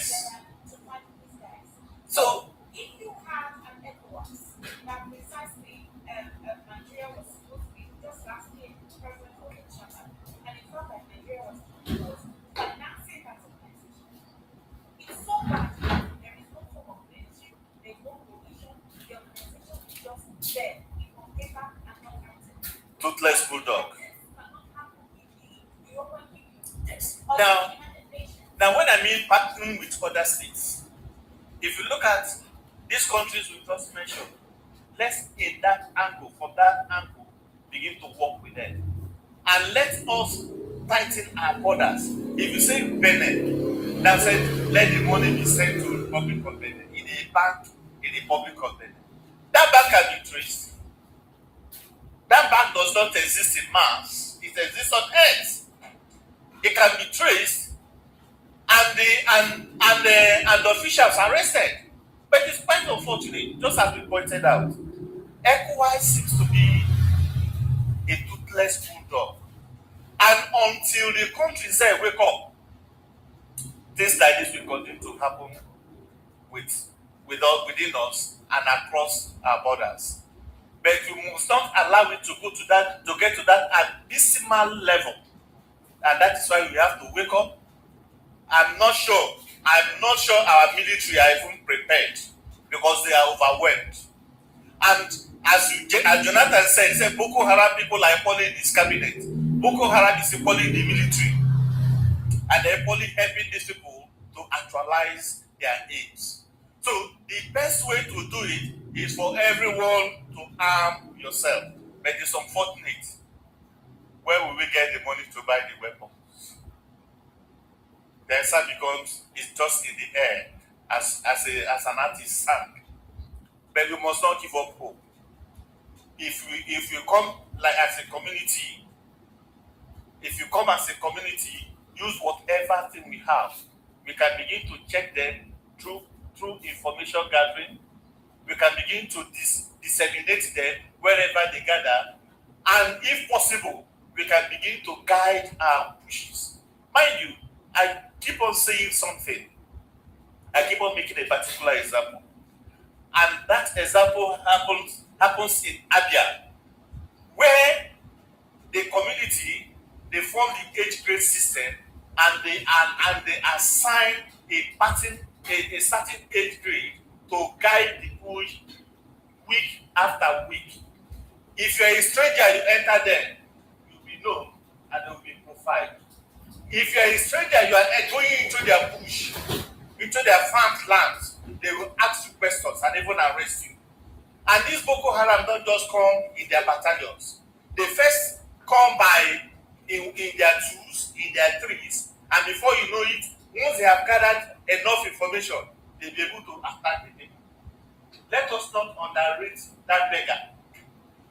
Let us not underrate that cobbler we find in the streets and say he's just a mere cobbler. He's a harmless cobbler. No. Let us not underrate that man coming to say, I'm selling condemn. please do not act like you have any form of emotion towards the Nigerian children, because you guys have not done what is necessary to ensure that these children are released. At this point in time, you ought to wrap your heads or bend your head in shame that you have not proven to be the mother of the nation. Well, it wasn't too long ago. Let's take a listen to the president's wife here.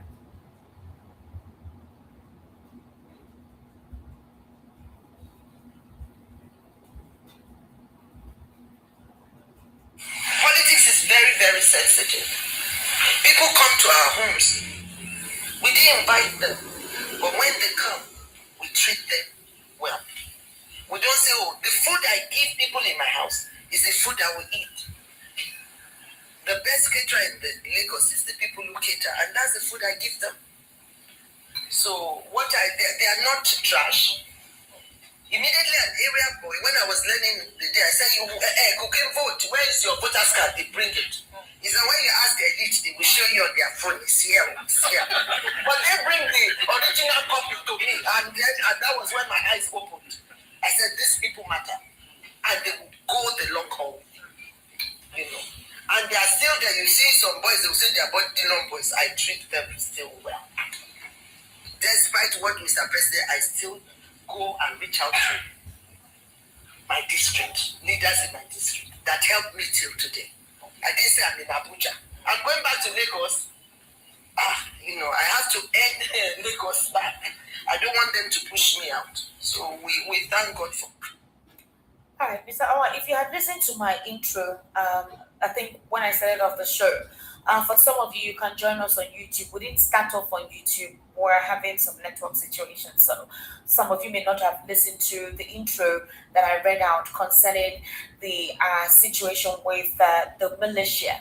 And it's something that has been historical, you know.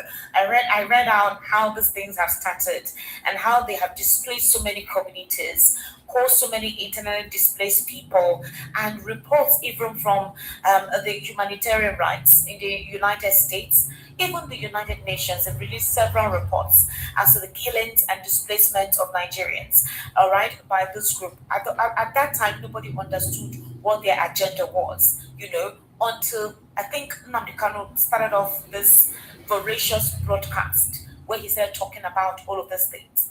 Yes, the method with which he was saying what he was saying had so much velocity in it, which some Nigerians construed to be hatred. But now Nigerians are now referring to some of the things he said. And reports are serving as a wake-up call. The USCIRF report said Nigeria is bleeding.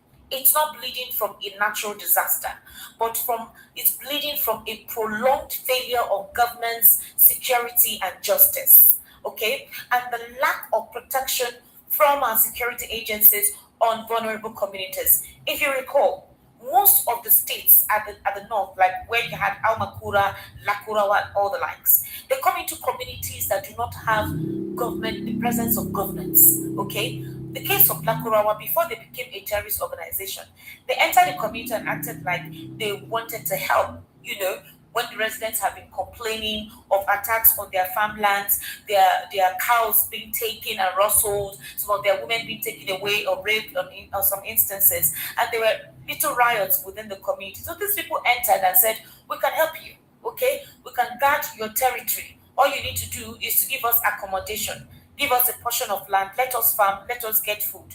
And before you know, they morphed into a terrorist organization. Apparently, they settled in the forest, were teaching the boys who were not going to school and the teenagers who they saw were very poor how to use weapons.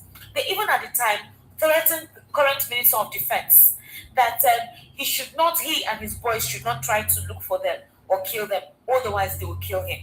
They even told the military guys to come and join them, but after all, how much is their salary? They're paying them a paltry sum, and that when they catch them, they'll kill them. So what is the point? That they're not serving the true God. They should come join them, and they'll get money, and then they will serve God properly. That was what Lakurawa said at the time. Unfortunately, whenever community members are able to identify these guys, or supposedly apprehend them, and they take them to the police, the next thing is somebody gives a call, and they're released. Nothing happens. nothing whatsoever happens. In some instances, there are no prosecution. In fact, when they take them away, nothing happens. When they go to the police station, they write their statement, and maybe the police even helps to transport them to another community. They're free to go. It doesn't happen like that to other Nigerians. It's almost like there is an immunity from high up. And they've talked that the government has always protected these individuals. When it comes to politics, like the political season, they become weapons, all right, to cause instability. So, for President Bola Ahmed Tinubu, some Nigerians are saying, maybe the president has some agreement that we do not know with these people, because the president himself has said, we and the Fulanis are one. At some point, he had also made a statement in the past by saying Nigeria is not meant to be one. Maybe now that he's the president, he realizes that when you are outside Aso Rock, it is not what it is. You know, you realize what is at stake. You must preach unity, but unity at what cost?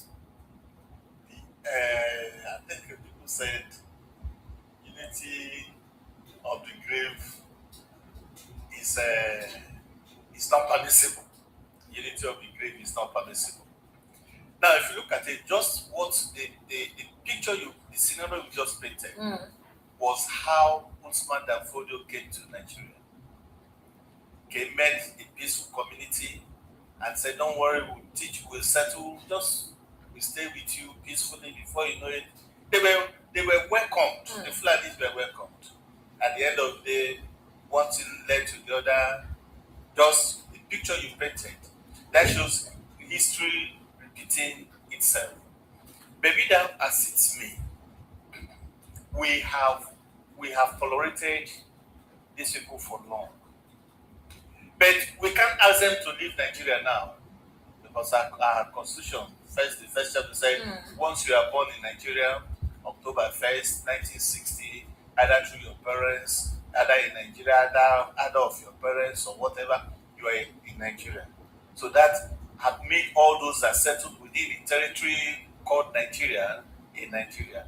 Either you are Fulani or Hausa or from anywhere, you are now in Nigeria. But this same Nigeria must define how you stay and how you live. Some of our state governments or governors have not actually done the needful. They are all executive governors. And executive governors, they have the right to say, if you are in my state, you must not carry weapons. How many of them are doing that? They have the right to say, if you are in my state, the cattle must be kept at a particular place. If you are in my state, you must behave in this form, in this way, in that way. Fashola once did it, was trying to do it. Though he was trying to do it towards the end of his tenure, and which he did not actually succeed. But the few days he applied, he did it, other states reacted. So, to some extent, it worked. If the state governors have actually done the needful, some of these people will not actually will not be in this type of mess we are now. You could see a whole community, there is no presence of the government of government. In some schools, not even no form of security. It is an open space. There's a picture circulating of a young girl amongst the kidnapped Oyo children who has passed on because of the hashtag. We've not gotten a verified info on that. That the mother said that the young lady was the young girl, she's a very small girl, was not even feeling too well on that day, and she couldn't stay on. If you're watching us right now, some of you are complaining of network issues on YouTube, so you can join me live on Facebook, Esther Mwachiko on Facebook. I'm currently streaming live, so you can virtually be part of the conversation. And for some of you who want to contribute, if you are not able to access also YouTube due to network situation or constraints, I don't know how to apologize for it, but hey, this is Niger, so we should be familiar with this network disruptions. But you can join me live on Facebook, Esther Nwachukwu on Facebook. You will definitely see the red button there indicating that I'm live, so you can virtually be part of the conversation with I and Mr. Awa Omiko. Mr. Awa, we will soon be going on a very short break. So, as of later, yes, okay. Protecting our schools. It's just open space. There should be, in those days, there used to be, in those days in Lagos, there used to be what is called Babalode. Most schools were fenced, and they used to run shift. I think 2 or 3 at night, 2 in the afternoon. I wonder how many states are still doing that. I wonder if Lagos is still doing that. I know those Lagos has picked up when it comes to security. Yes. And recently with what is going on, I noticed they've been clearing out some places, visiting some hideouts, and doing serious operations on some access that they consider suspicious. Yes. And secondly, just they said land grabbing. Government have a lot of money. We can turn that their land. No, we don't yet have deserts. So when you need to compare to the real deserts, our land is still arid enough to grow crops. Only the porosity of the borders. When this will just pass some borders, you can even trek. The demarcation between Nigeria and some border, when you begin to say, is this a border? It may just be a river. The Minister of Defense actually says, so Mr. Awa, the 2027 presidential candidate of the Nigerian Democratic Congress, Peter Obi, has again lamented the growing waves of insecurity in Nigeria. He claimed that more school abductions have been recorded in the 3 years of the administration of President Bola Ahmed Tinubu than what the country experienced in the 8 years of Muhammadu Buhari's government. Obi made the claim in a statement today, released via his X account, in which he pointed out the need to address the security challenges. According to him, what is going on should trouble every Nigerian. The abduction of Chibok girls in 2014 triggered a global movement. One school abduction was enough to unite Nigerians, attract international attention, and place enormous pressure on the government through the hashtag Bring Back Our Girls campaign. Yet, what has happened since then should trouble every Nigerian. Under Buhari's 8 years in office, Nigeria witnessed about 10 school abductions. Under President Tinubu's administration in just 3 years, we have already recorded over 10 school abductions, although some of the children were released due to some financial negotiation involved. However, the situation with Oyo State and how long these children have been there is very worrisome because of the health condition these children could currently be going through. Obi lamented that despite the growing challenges, politicians and leaders in the country appear more concerned about the 2027 general elections than how to help Nigerians grappling with insecurity, poverty, and hardship. And again, I come on to Mr. Byron Anaga, the president's spokesperson. I thought you were trying to talk about Mrs. No, I already played her audio. Okay. You already listened to that about the politics of those who are close to the government. Byron Anaga and the likes never, whenever this incident come up, never sympathize, never console. But when it comes to opposition, Atiku, Abubakar, Peter Obi, or any one of them, they're very quick to tweet. Just yesterday, Byron Anaga pointed out that 2 young boys had been arrested by the DSS for an audio that went viral that he considered to be false. All for us to hear from this young man that it is not true, that he is not the originator of the false audio, that he too took it from someone's page and posted it. But they were very quick to arrest the guy. The person who said they did the investigation had eventually said that it was not him. But now Bayer had come out publicly to tweet. Was it the place of Bayer to tweet that or the security agencies to do? So Nigerians now said, Mr. Bayer, if you guys claim that you've been able to do digital tracking to track these guys who critique the government or, according to you, post false information that are untrue, why have you not been able to put this kind of meticulous effort to track these terrorists? If you follow the pedigree of Bayo, you know that it's not a person that should be trusted. What do you mean by that? If you watch what he did during the time of Anthony Shibia, that batch of IPOB, how he was floating different papers, and the manner at which he was doing all those things, and the manner at which he believed he was actually working and pushing for a better Nigeria. And you probably know that man speaks from both sides of his mouth. And if you look at what he had just brought out, if you were to be in some clean countries, his job is on the line. Why would you say you have investigated and at the end of the day somebody that said he's not the one? Why? For such a high personnel in government, he shows he's lying, and that is part of his stock in trade. So let's just leave that for today, because that is exactly what he's paid to do, to actually defend the government at all times. But we fail to understand that when we keep on selling out lies, when we leave government or governance, we come back to the community and to start experiencing the negative effect of those lies we were selling while we were in governance. As somebody that once handled his position came back to say, he said there's a demon in Asoro that once you get there takes possession of you, I may not know what you are doing again. So I believe one of those demons must have taken possession of you. We're going to take a very short break. You're currently still listening to Voice of the People 90.3 FM. Do kindly stay with us.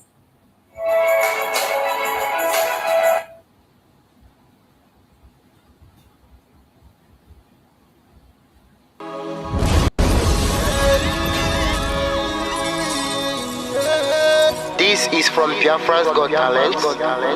We are letting Biafrans know the reason why we should remember those who gave their lives for us, those who died that we may live. You died to end my suffering. You died fighting for my freedom. Your blood is the seed of redemption. You are my inspiration. The deed no wrong with them, military shots at them. 67 to 70, we remember them. 2016, 38 May, memory still lives in our mind till today. Wonder why they refuse to publicize the genocide. The world media turn blind eyes to our plight. It's time to arise, land of the rising sun. Let's rise one more time, let's rise. Yo, we will never forget our fallen heroes. Those who gave their life for us. Onitsha massacre, Igbos massacre, Aba massacre. We remember you. Alright. Tell them I can't remember when me tell you say I can't yeah, I remember that one that called us a Bruce Mero. Like a papa nuku, but then they were going to tell you what I look pandi, what pandi Samiro, me tell you what I day.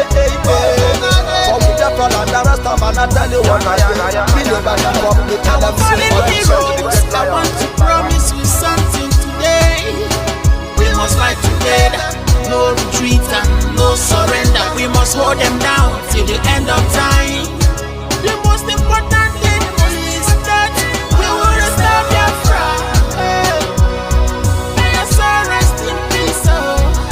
I look up to the sky with tears in my eyes. For other Biafrans and for freedom had to die. We will never forget you as the days go by. You are always in my heart, will never be apart.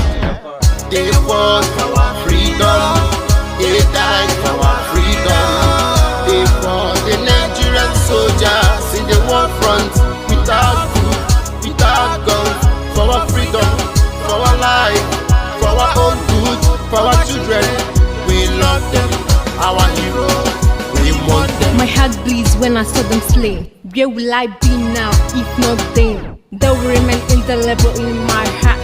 Forever, forever, forever, and never, and never, and never. We serve in your plantation. And the way you paid us back with your bloody starvation. We bled in our history that the death of my people is a mystery. No going back to get to a victory. I had a voice now call for vengeance. I never get bombed, I'ma blow like a vengeance. Yo, we will never forget our fallen heroes. Those who gave their life for us. Onitsha massacre, Igbos massacre, Aba massacre. We remember you. Alright. Where will I be now? If not you, you died at Mali.